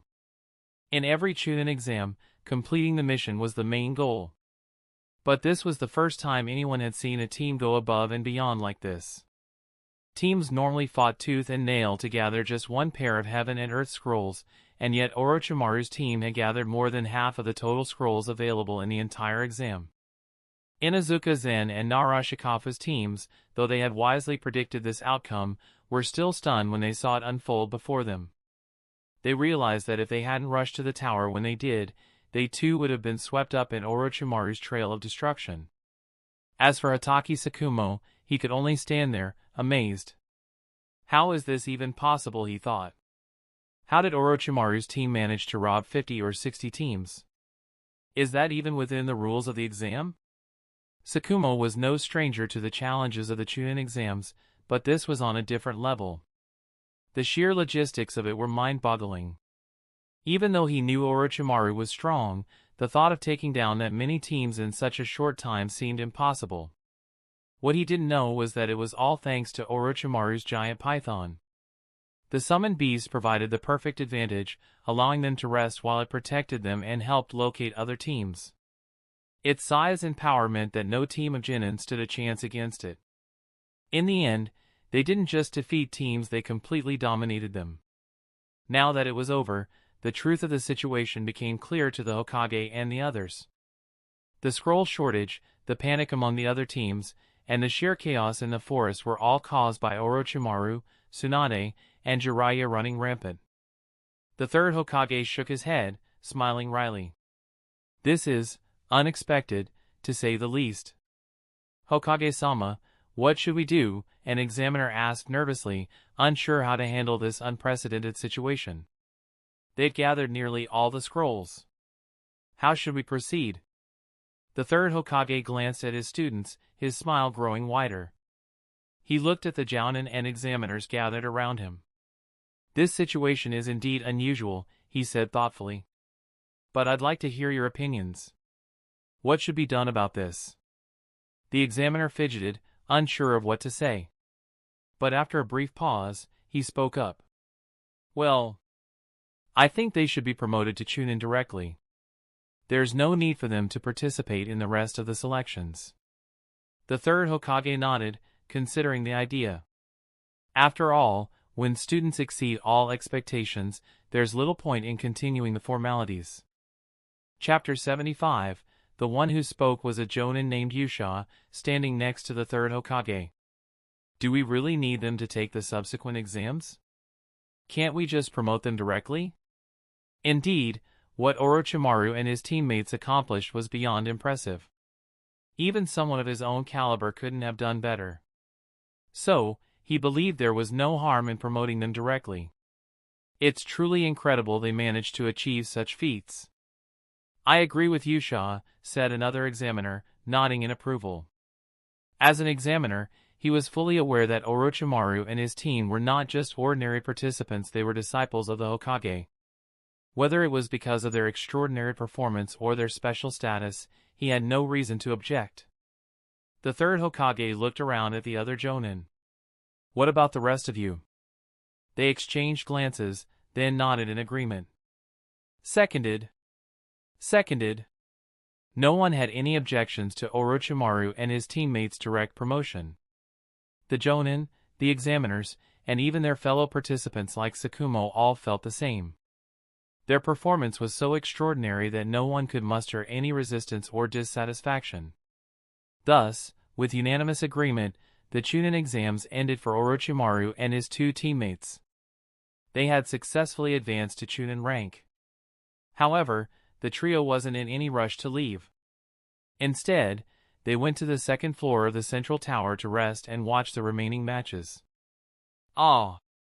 Tsunade stretched lazily after reaching the second floor.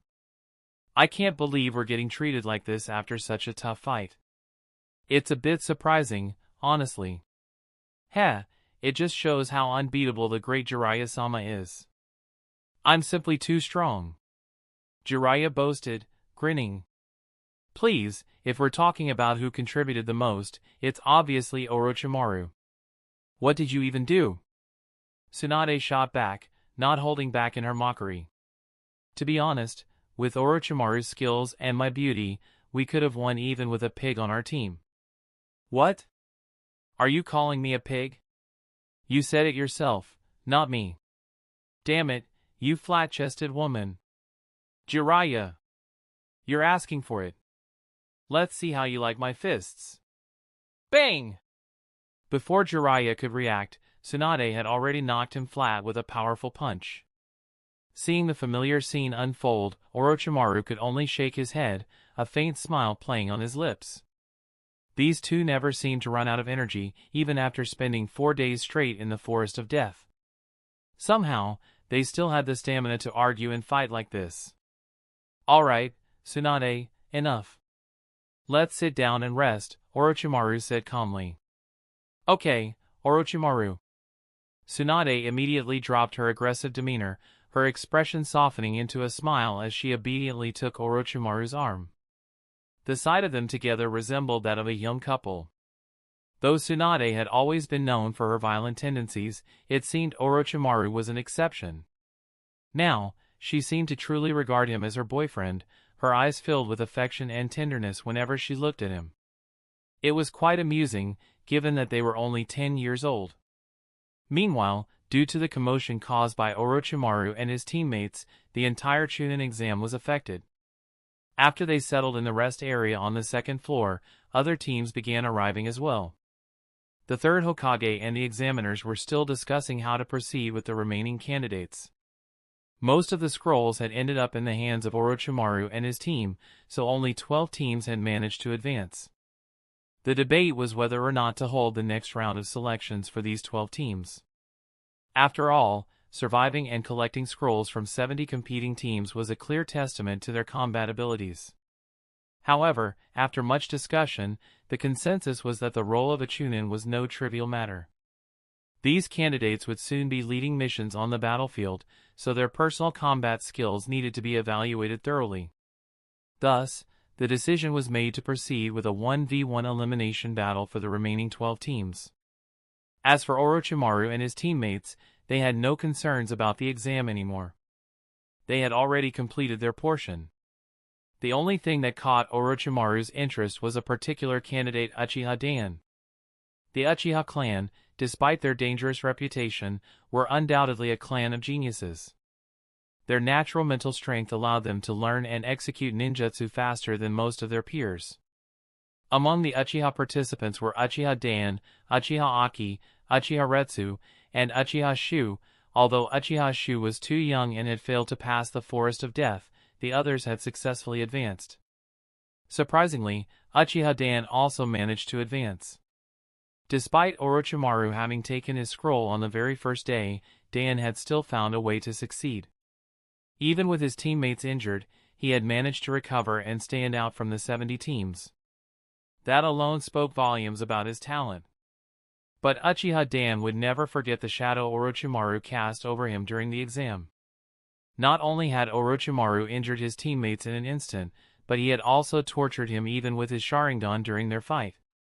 For someone as proud and arrogant as Dan, that battle had been a devastating blow to his ego. As the remaining participants continued to compete, the Chunin exam slowly drew to a close.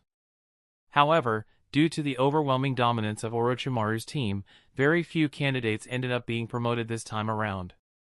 Aside from Hatake Sakumo and a few members of prominent clans, most of the civilian ninja had been eliminated.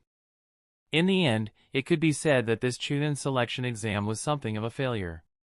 Inside the Hokage's office, the third Hokage, dressed in his ceremonial robes, sat behind his desk with a calm expression, his hands resting under his chin. He looked at his 3 disciples intently. "Tell me, whose idea was this?" Though he was undeniably proud of their accomplishments, the third Hokage couldn't help but feel that their actions had been a bit reckless. One of them had to have been the mastermind behind this outrageous stunt. "It was my idea," Orochimaru admitted without hesitation. "Oh?" The third Hokage had expected this answer, yet he was still slightly surprised. In his mind, Orochimaru had always been the most composed and strategic of the 3. If anything, he thought Jiraiya would have been the one to come up with something so impulsive, followed by Tsunade.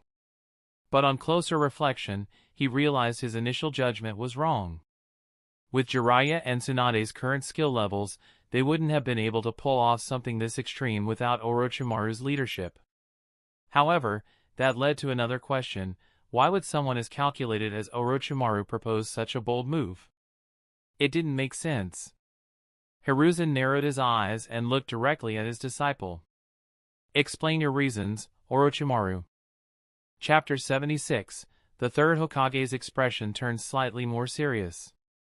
Although they wouldn't be punished for what they had done, there was no way he could praise them either. If he did, they might pull something even more reckless in the future.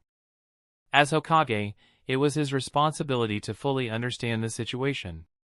Hearing Hiruzen's question, Orochimaru responded calmly, "There wasn't any grand reason. I just wanted to test our limits." "Limits?" Sarutobi Hiruzen was momentarily taken aback, then chuckled. "Haha, I see. So, how was your test?"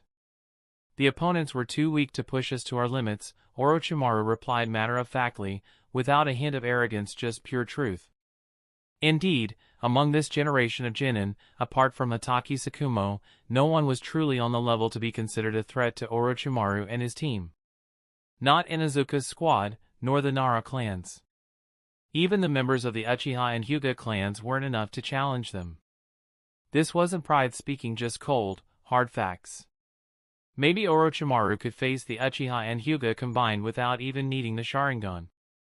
At most, it would be troublesome, but the gap in chakra, strength, speed, and overall ability was too wide. Even with their special abilities, they wouldn't be able to make up for it. After all, not every Genin from a prestigious clan could become one of Konoha's elite shinobi. The opponents were too weak, huh? Hiruzen mused, intrigued by Orochimaru's straightforward answer. Haha, for you, that's probably true. There aren't many Genin in this exam who could truly challenge you. But on that note, there's something I've been meaning to ask you. Orochimaru, with your current chakra reserves, are you really able to summon a creature of that size? Yes, Sensei, Orochimaru confirmed, his voice calm and confident. But as far as I remember, you've mainly focused on physical training. Hiruzen started, trailing off as he tried to piece things together. I'm aware of that, Sensei, Orochimaru acknowledged. Before the third Hokage could probe further, Jiraiya, ever the talkative one, interjected eagerly. Teacher! I know the answer, he said, clearly excited to chime in. When Orochimaru revealed the serum to Jiraiya and Tsunade, he knew exactly what he was doing. The third Hokage raised an eyebrow. Oh? You know?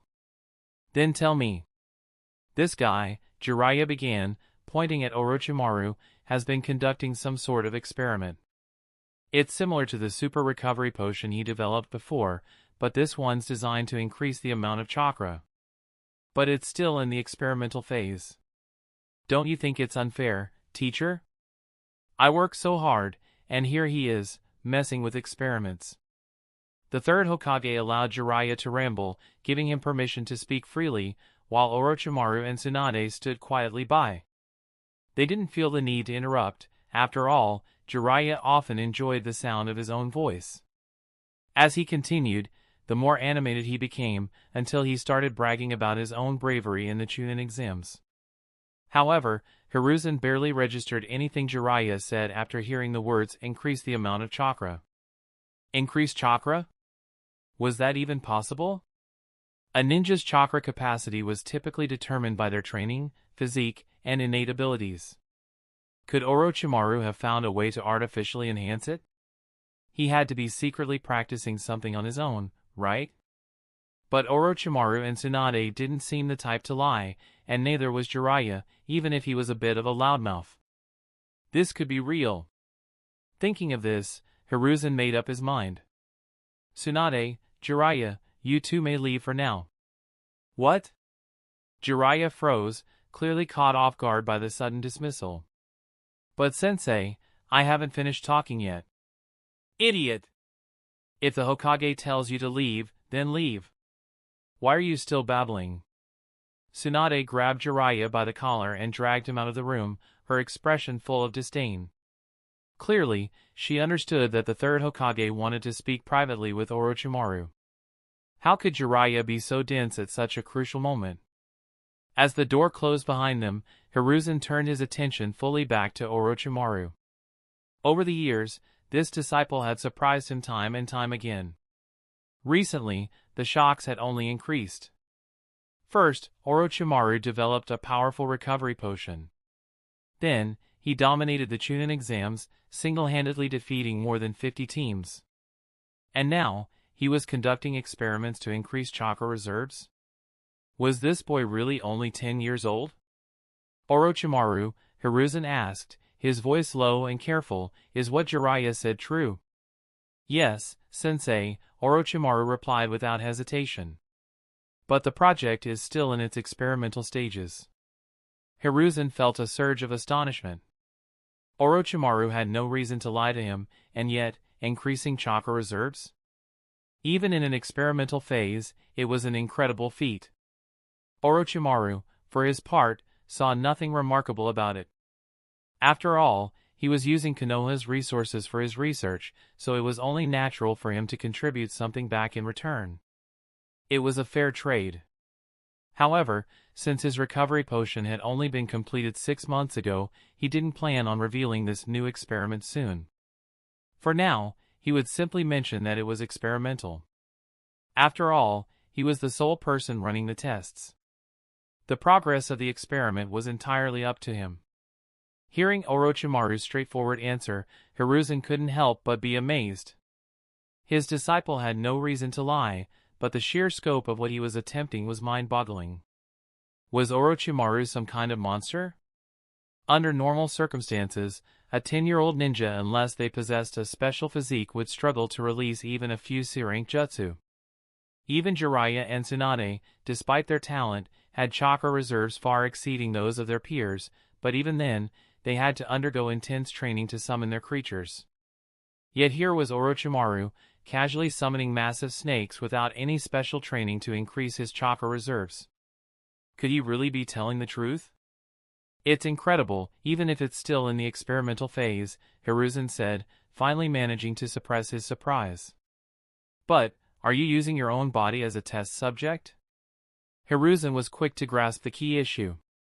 If the project was still in the experimental stage, then Orochimaru must have been using himself as the guinea pig to test the effects. That idea didn't sit well with him. After all, Orochimaru was his most gifted disciple. What if the experiment went wrong and harmed him? I didn't have any suitable test subjects, Orochimaru replied calmly, stating the truth. In reality, with the help of his system, he didn't need any other test subjects. But it was true that most of his research was human-focused. The recovery potion could be tested on injured animals, but when it came to altering physique or chakra, animals could only provide limited feedback. The real results would only come from human trials. So, technically, Orochimaru wasn't lying. However, Hiruzen's concern deepened. His disciple was extraordinarily talented, but what if these experiments damaged his body? You're being reckless, Orochimaru. Sarutobi Hiruzen's tone grew sharp. Do you understand what could happen if this drug has side effects? Chapter 77, Hiruzen's tone was filled with reprimand as he continued his lecture. If this kind of drug can alter the body's constitution, any side effects could be catastrophic for the experimental subjects. He paused, looking Orochimaru in the eye as he listed the potential dangers. It could cause anything from rapid aging and permanent disability to even death by complete cellular collapse. Don't you care about your own life, Orochimaru? There was genuine concern behind his words. Hiruzen was more than just angry, he was worried. If Orochimaru recklessly damaged himself with these experiments, it would be a great loss not only to him but also to Konoha as a whole. Hiruzen had high hopes for Orochimaru. He was, after all, his most talented disciple. I understand, sensei, Orochimaru responded, his voice calm, though inwardly, he regretted revealing too much too soon. The matter of his chakra volume had slipped out unintentionally when they were with Tsunade earlier. He hadn't planned on discussing it until his research was further along. However, now that the issue had been raised, he had no choice but to face the consequences. Despite his calm demeanor, Orochimaru knew he had to acknowledge Hiruzen's concerns. I'm confident in my research, and I don't foresee any problems arising. Hiruzen, visibly upset, pressed further. There shouldn't be any problems? That's not good enough. If something does go wrong, it will be too late to undo the damage. With a deep breath, Hiruzen calmed himself slightly. All right, you may go now. I'll think about this matter carefully. But remember this, Orochimaru, never experiment on yourself again. Understood? Yes, sensei, Orochimaru replied with a slight nod, then turned and left the office. Watching his disciple leave, Hiruzen's expression remained thoughtful. Orochimaru had always been an exceptional talent, but his recent actions had been surprising even for someone as gifted as him. Developing recovery potions, defeating over 50 teams in the Chunin exams, and now increasing chakra reserves through experimental means? His growth was astonishing, but it also raised concerns. With this in mind, Hiruzen quickly convened a high-level meeting with Konoha's top brass to discuss the matter. Elsewhere in Konoha Hospital, a middle-aged man stood by the bedside of his son, who was bandaged head to toe. "Son, did you fail the Chunin selection exam?" the man asked cautiously. The young man on the bed looked utterly defeated. "Don't even bring it up, Dad. I encountered a monster during the exam. This huge snake came out of nowhere, summoned by some guy during a battle between my team and another. He stole both our scrolls." He clenched his fists in frustration. "It's totally unfair. I don't even know why someone like that was allowed to participate in the Chunin exams." The middle-aged man blinked in surprise. "A giant snake, you say?" "Yeah. My team was hiding in what we thought was a perfect spot, but somehow those three found us. 3 people and a snake. It was impossible to fight back or run away. They were too strong." The injured ninja on the beds nearby also chimed in with their own frustrations. "They broke all the rules. It's bad enough to steal one scroll, but they took both ours and the other team's. Completely ruthless. That snake was massive.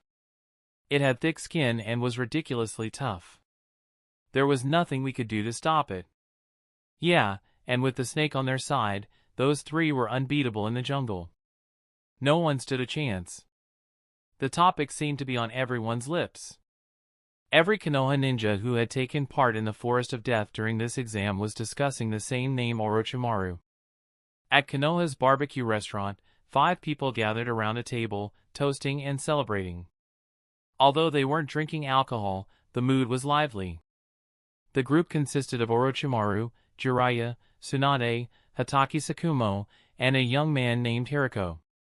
Hatake Sakumo, having successfully passed the Chunin exam, had met up with the others to celebrate, while Hiriko had come specifically to congratulate Orochimaru and his team.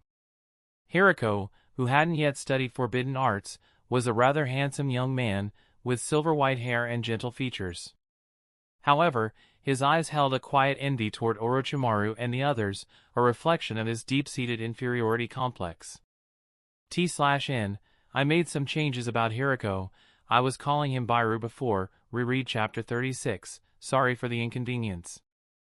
Orochimaru, I've known you were strong from the beginning, Sakumo said with a smile, but I didn't realize you were this strong. If I get the chance, I'd love to spar with you sometime. Orochimaru smiled faintly. There will be a chance. Jiraiya, grinning, interrupted, Come on, we're here to celebrate. Let's not talk about fighting. Let's get more barbecue. Agreed. Tsunade said, already piling meat onto the grill. The sizzling sound of beef filled the air, and the group continued their light-hearted conversation. Despite his usual aloofness, Orochimaru found himself enjoying the atmosphere more than expected. Jiraiya's antics and Tsunade's sharp remarks helped create a lively environment. After eating their fill, the group talked about going to the bathhouse to relax. Sakumo politely excused himself, saying he had other matters to attend to, leading the others to continue their evening without him. The 3 of them, Jiraiya, Orochimaru, and Tsunade, entered the bathhouse one by one. Tsunade, however, decided not to join them in the women's section since it was empty and she didn't feel like going alone. Instead, she waited outside. As he leaned back into the hot water, Orochimaru closed his eyes, enjoying the warmth. It was rare for him to feel truly relaxed, but there was no denying that a hot bath had its benefits. This does feel nice, he muttered to himself. Still, even as he enjoyed the moment, his mind wandered back to his experiments. "It's time to start accumulating more funds," Orochimaru murmured. In this world, money was still a powerful tool. While missions helped with income, they weren't enough to fuel the kind of research he envisioned. Orochimaru understood that not everything could be solved through raw strength. Sometimes, financial resources were far more effective. With a clear plan in mind, he began to think of ways to secure more resources for his future experiments. The next morning, Konoha held a small promotion ceremony for the ninja who had successfully advanced to Chunin. The event wasn't extravagant, just a simple gathering at the training grounds where Hiruzen gave a speech and handed out the Chunin vests and ninja uniforms. From that moment on, Orochimaru and his teammates were officially promoted to Chunin, and their journey of completing missions as higher-ranked shinobi had begun. Chapter 78. In the 21st year of Konoha, Orochimaru successfully completed cell transplantation. In the 22nd year, he achieved cell division. By the 23rd year, Orochimaru developed the biological genetic evolution fluid. In just 3 years, Orochimaru had made breakthroughs in 3 cutting-edge technologies, all while completing missions that took him to various countries surrounding the Land of Fire. Although he hadn't explored every detail about these smaller nations, his travels gave him enough insight to understand their general structure and resources. During this period, Konoha was relatively peaceful. Orochimaru, Tsunade, and Jiraiya, Konoha's rising stars, had little to occupy them beyond the occasional mission. When they weren't out on assignments, they each focused on their respective areas of interest. For Orochimaru, it was scientific research. Tsunade immersed herself in medical ninjutsu, while Jiraiya delved into the mysteries of senjutsu. Occasionally, the three would get together to share a meal, chat, and relax. Tsunade, in particular, seemed to see these gatherings as something more, a chance to deepen her budding romance with Orochimaru. At least, in her mind, that's what it was. Whether Orochimaru shared that sentiment remained an open question. As for Orochimaru's research, cell transplantation and cell division weren't particularly groundbreaking abilities. In the original timeline, Orochimaru had long since mastered these skills. Cell transplantation was self-explanatory, allowing him to transfer cells between different subjects. Cell division, however, was more critical to his future ambitions. In simple terms, cell division is the process by which a single cell divides into 2, with the mother cell passing genetic material to the daughter cells. This principle laid the foundation for cloning technology, which would ultimately allow Orochimaru to extend his lifespan and even achieve resurrection. By splitting his own cells, injecting them with chakra, and sealing them into other people's bodies through a curse mark, he ensured that his essence could continue to live on, even after death.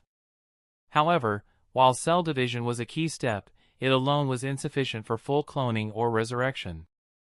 Orochimaru still needed additional technological advancements to bring these ideas to fruition. Fortunately, thanks to his system, he didn't need to reinvent the wheel. He could focus his efforts on more pressing experiments. His primary project now was the development of the biological genetic evolution fluid.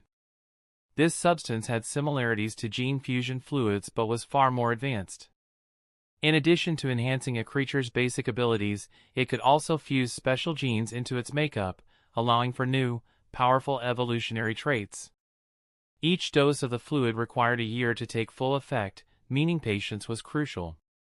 Orochimaru had already injected himself with several doses, but now, it was time to test it on his summoned creatures. Standing on the open space atop the Hokage rock, Orochimaru contemplated which of his summoned beasts to evolve. Although he hadn't yet visited Ryochi Cave to learn Senjutsu or meet the White Snake Sage, he knew that evolving his current snake summon would be a worthwhile endeavor. Manda might be the obvious choice, Orochimaru mused to himself, but I haven't summoned him yet. I'll hold off on that evolution. Instead, he decided to focus on a smaller, more familiar snake. I'll start with this one and see where it leads. With that, Orochimaru made his decision. He pulled out a test tube filled with a light red fluid and began the summoning ritual. Bang! A puff of white smoke revealed a large flower python, as thick as an adult's calf, coiling before him. Master, the snake hissed, recognizing its summoner immediately. Yes. Orochimaru nodded. He lifted the test tube. Open your mouth. The flower-patterned python, having limited intelligence, obediently followed the command and opened wide.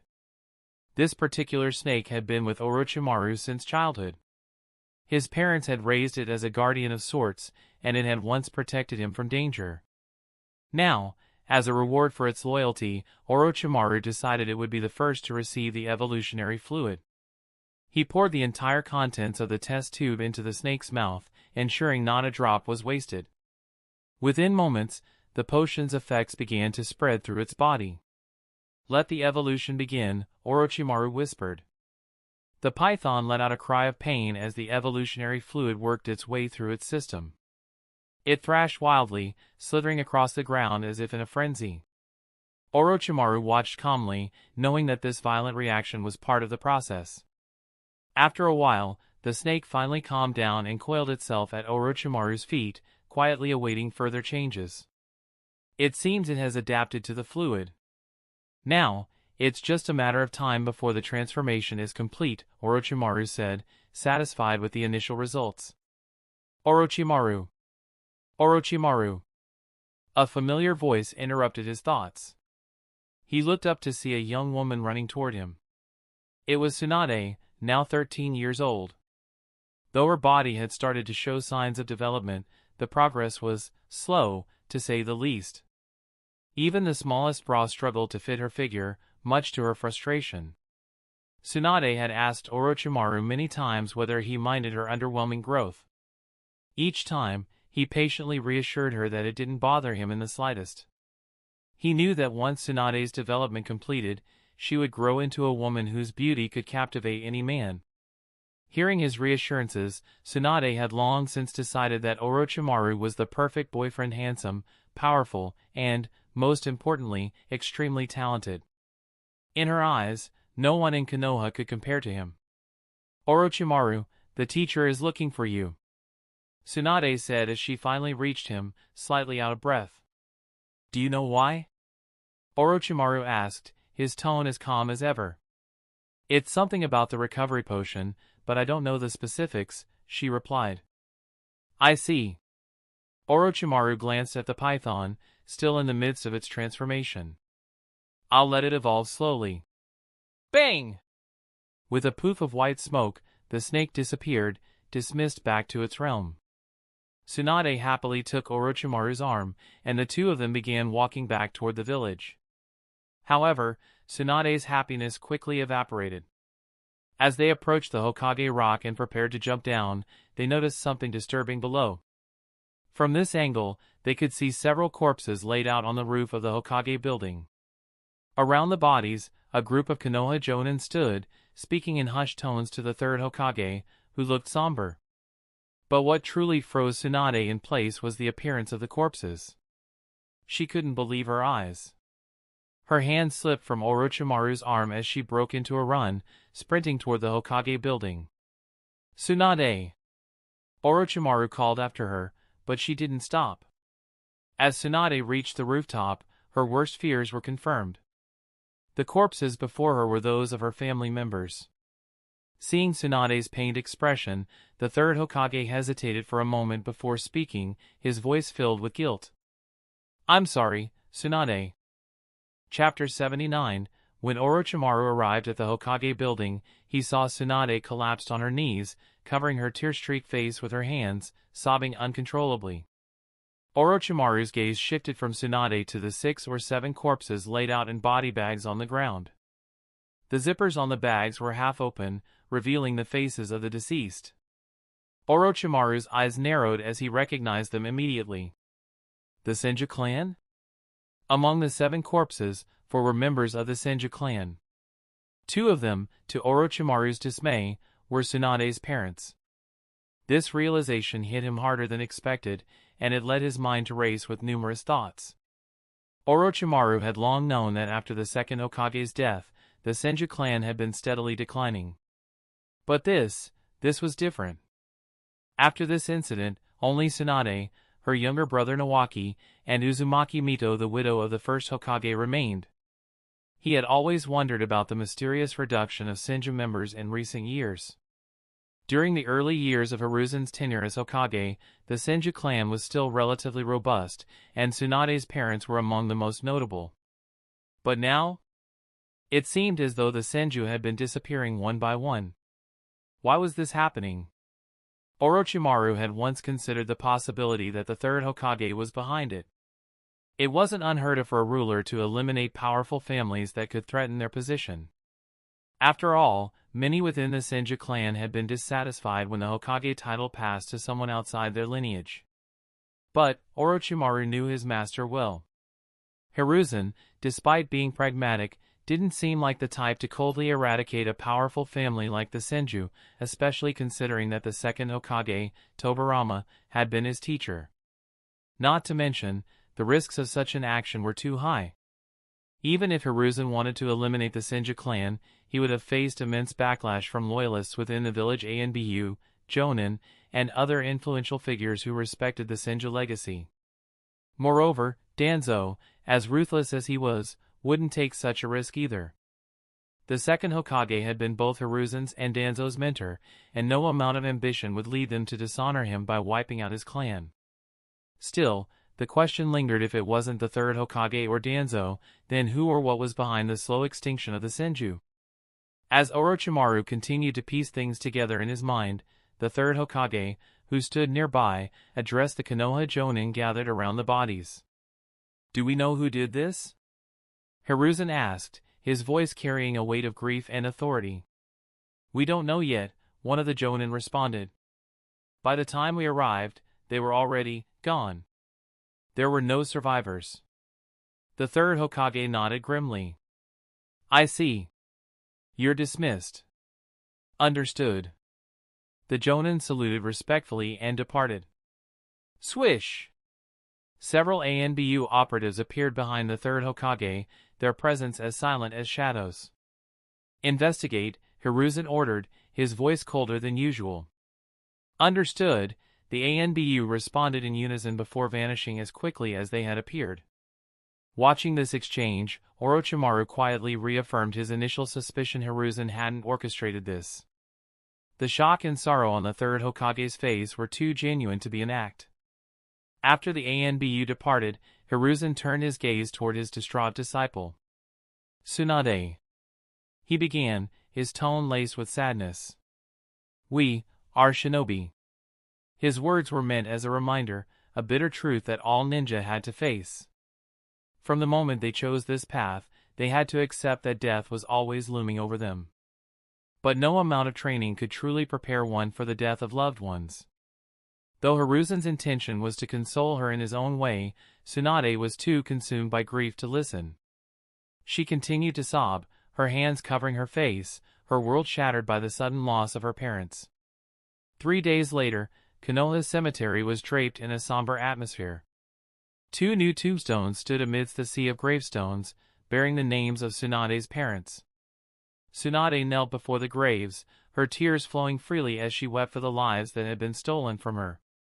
Orochimaru and Jiraiya stood silently by her side, offering no words of comfort. In the world of shinobi, death was all too common, and in situations like this, words often rang hollow. "Orochimaru." Tsunade finally spoke, her voice fragile, barely above a whisper. I want to be alone for a while." Orochimaru didn't hesitate. "Of course," he said softly. He glanced over at Jiraiya, who nodded in understanding. Together, they left Tsunade to her grief, giving her the space she needed to process the loss in her own way. As they walked away, Jiraiya couldn't help but ask, "Orochimaru, are you really not going to stay and comfort her?"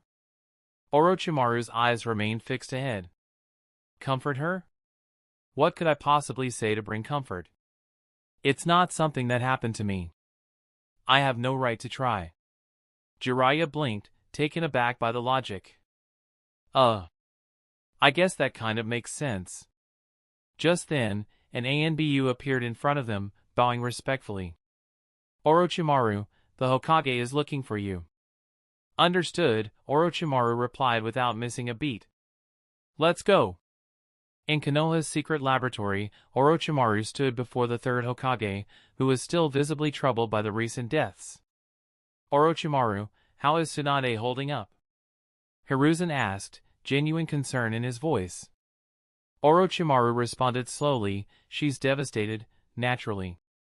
Losing both parents will take time to recover from. The third Hokage sighed, his face etched with sorrow. Let her take all the time she needs. I'll speak to her when the time is right. He paused before shifting the subject. I called you here to discuss the recovery potion. Is there any progress on solving the issue of it not being able to be used continuously? Orochimaru's expression remained neutral. There's no easy fix. The potion does stimulate cell regeneration, but the effect is weak. Human cells follow a natural replacement cycle, and until that cycle completes, the body can't withstand another dose of the potion's effects. Hiruzen nodded, disappointment crossing his features. I see. So, for now, it will remain limited in its use. That's correct, Orochimaru confirmed. We've reached the current limits of what the potion can do, but I'm continuing to explore other possibilities. With a heavy sigh, the third Hokage leaned back in his chair, deep in thought. Thank you, Orochimaru. We'll make do with what we have for now. Chapter 80, Hiruzen nodded slightly, recalling the events that led up to this moment. A year ago, the recovery potion developed by Orochimaru had shown a peculiar limitation. Though it was remarkably effective, it could only be used twice within a year. After the second use, any subsequent dose would see drastically diminished effects. This wasn't exactly a drawback, but it was certainly a limitation. Hiruzen had hoped that Orochimaru would eventually overcome it, but at the time, Orochimaru mentioned he was working on something new and more powerful. With other pressing matters at hand, Hiruzen had refrained from pushing for immediate results. Instead, he tasked a ninja named Dan with testing it, but the effects remained unchanged. Recently, with all the chaos surrounding Tsunade's parents' deaths, the issue had been delayed. But now that things had somewhat settled, they had finally come to address the matter. Orochimaru's explanation today confirmed that there was no immediate solution. Nevertheless, the current results were still impressive. Being able to use the potion twice within a year was already an incredible achievement. Hiruzen had simply hoped for more. Teacher, if there's nothing else, Orochimaru said, ready to leave. Ah, there is one more thing, Hiruzen interrupted. The volunteer for the next drug test has been selected. Orochimaru raised an eyebrow slightly but said nothing. He knew what this meant. The village had chosen someone willing to put their life on the line for science, for the sake of Konoha's advancement. It wasn't uncommon. Ninja were trained from a young age to serve their village, and many were willing to become test subjects if it meant Konoha would grow stronger. Their loyalty and willingness to sacrifice were both admirable and unsettling. Come in, Hiruzen called. The door opened, and an ANBU operative stepped inside. Orochimaru's eyes widened in mild surprise. He recognized this person. It was someone he had worked with before, though not closely. You're the volunteer this time? Orochimaru asked. Yes, the ANBU responded, his voice steady. Orochimaru tilted his head slightly. May I ask why you volunteered? Because I trust you, the ANBU said without hesitation. Orochimaru couldn't help but smirk. Trust, huh? It was rare for someone to say something like that to him, especially considering the risks involved in experimental work. Haha, let's get started, then, Orochimaru said, not wasting any more time. He pulled out a scroll, unfurling it with practiced ease. Bang! A burst of white smoke filled the room, and when it cleared, a light green reagent appeared in his hand. He handed the small vial to the ANBU before addressing him directly. Fox, as the lead researcher, I must warn you, this process could result in death. I'm ready, the ANBU operative, known as Fox for his mask, replied calmly. His eyes betrayed no fear, only resolve. Orochimaru admired the loyalty and dedication instilled in Konoha's forces, though a part of him also found it troubling. The ability to make someone willing to die for an experiment, it was a testament to the village's power over its soldiers, a power he found both fascinating and dangerous. He handed the reagent to Fox, who hesitated only for a moment before removing his mask. Beneath it was the face of a man in his 30s, weathered but determined. He stared at the vial for a second, then, without further delay, drank it in one gulp. To make the effect take hold faster, you'll need to circulate your chakra, Orochimaru instructed. Fox nodded and focused, channeling his chakra throughout his body. At first, nothing seemed to happen, but soon a heat began spreading from his stomach, coursing through his veins like fire. His skin flushed, and beads of sweat formed on his forehead, glistening in the dim light of the room. The sensation was not entirely unpleasant, it was akin to soaking in a hot bath, warmth suffusing every muscle in his body. However, Fox knew better than to relax. He had prepared himself for the possibility of extreme side effects or even death. Meanwhile, Orochimaru turned to Hiruzen. "Teacher, I'll take my leave. You can handle the observation from here." Hiruzen nodded, his eyes still focused on the ANBU operative undergoing the effects of the experiment. "We'll take it from here." "Thank you, Orochimaru." With that, Orochimaru exited the room, leaving the remaining task to the Hokage and his advisors. As soon as he was gone, Danzo, Koharu, and Hamura emerged from an adjoining room, having observed the proceedings silently from the start. They watched closely as Fox sat cross-legged on the floor, meditating as the potion continued to work its way through his system. Sweat dripped down his brow, but beyond that, there were no immediate signs of distress. Danzo was the first to break the silence. "How is he?" 10 minutes had passed, and Fox finally opened his eyes. He looked down at his hands, feeling the surge of chakra now coursing through him. "My chakra, it's increased by about 50%, he reported, his voice tinged with disbelief. 50%? Danzo's usually impassive face briefly betrayed his shock, as did the others in the room. Even Hiruzen couldn't hide his surprise. Fox was an elite chunin, not a jonin, but for a 30-year-old man, whose chakra reserves had long since stabilized, to experience a 50% increase. That was staggering. It was unheard of for an adult ninja to increase their chakra capacity by such a margin, especially after reaching maturity. Hiruzen's mind raced with the implications. If this serum could reliably increase chakra by that amount, it could significantly enhance Konoha's military might. Danzo, ever pragmatic, leaned forward slightly. "Do you feel any discomfort or side effects?" Fox shook his head, wiping the last bit of sweat from his brow. "No. I feel stronger. More energetic. There's no pain, only the heat that spread through my body earlier." Danzo exhaled slowly, clearly still processing what this could mean. If this works on more than just one subject, Konoha's forces could become nearly unstoppable. Hiruzen, though equally impressed, wasn't quite ready to celebrate yet. "We'll need more tests. This could be a unique case. Still, it's promising." "Promising indeed," Danzo muttered, his eyes gleaming with ambition. That's the end of this tale for now. Thank you for watching, and I'll see you in part 5. Peace.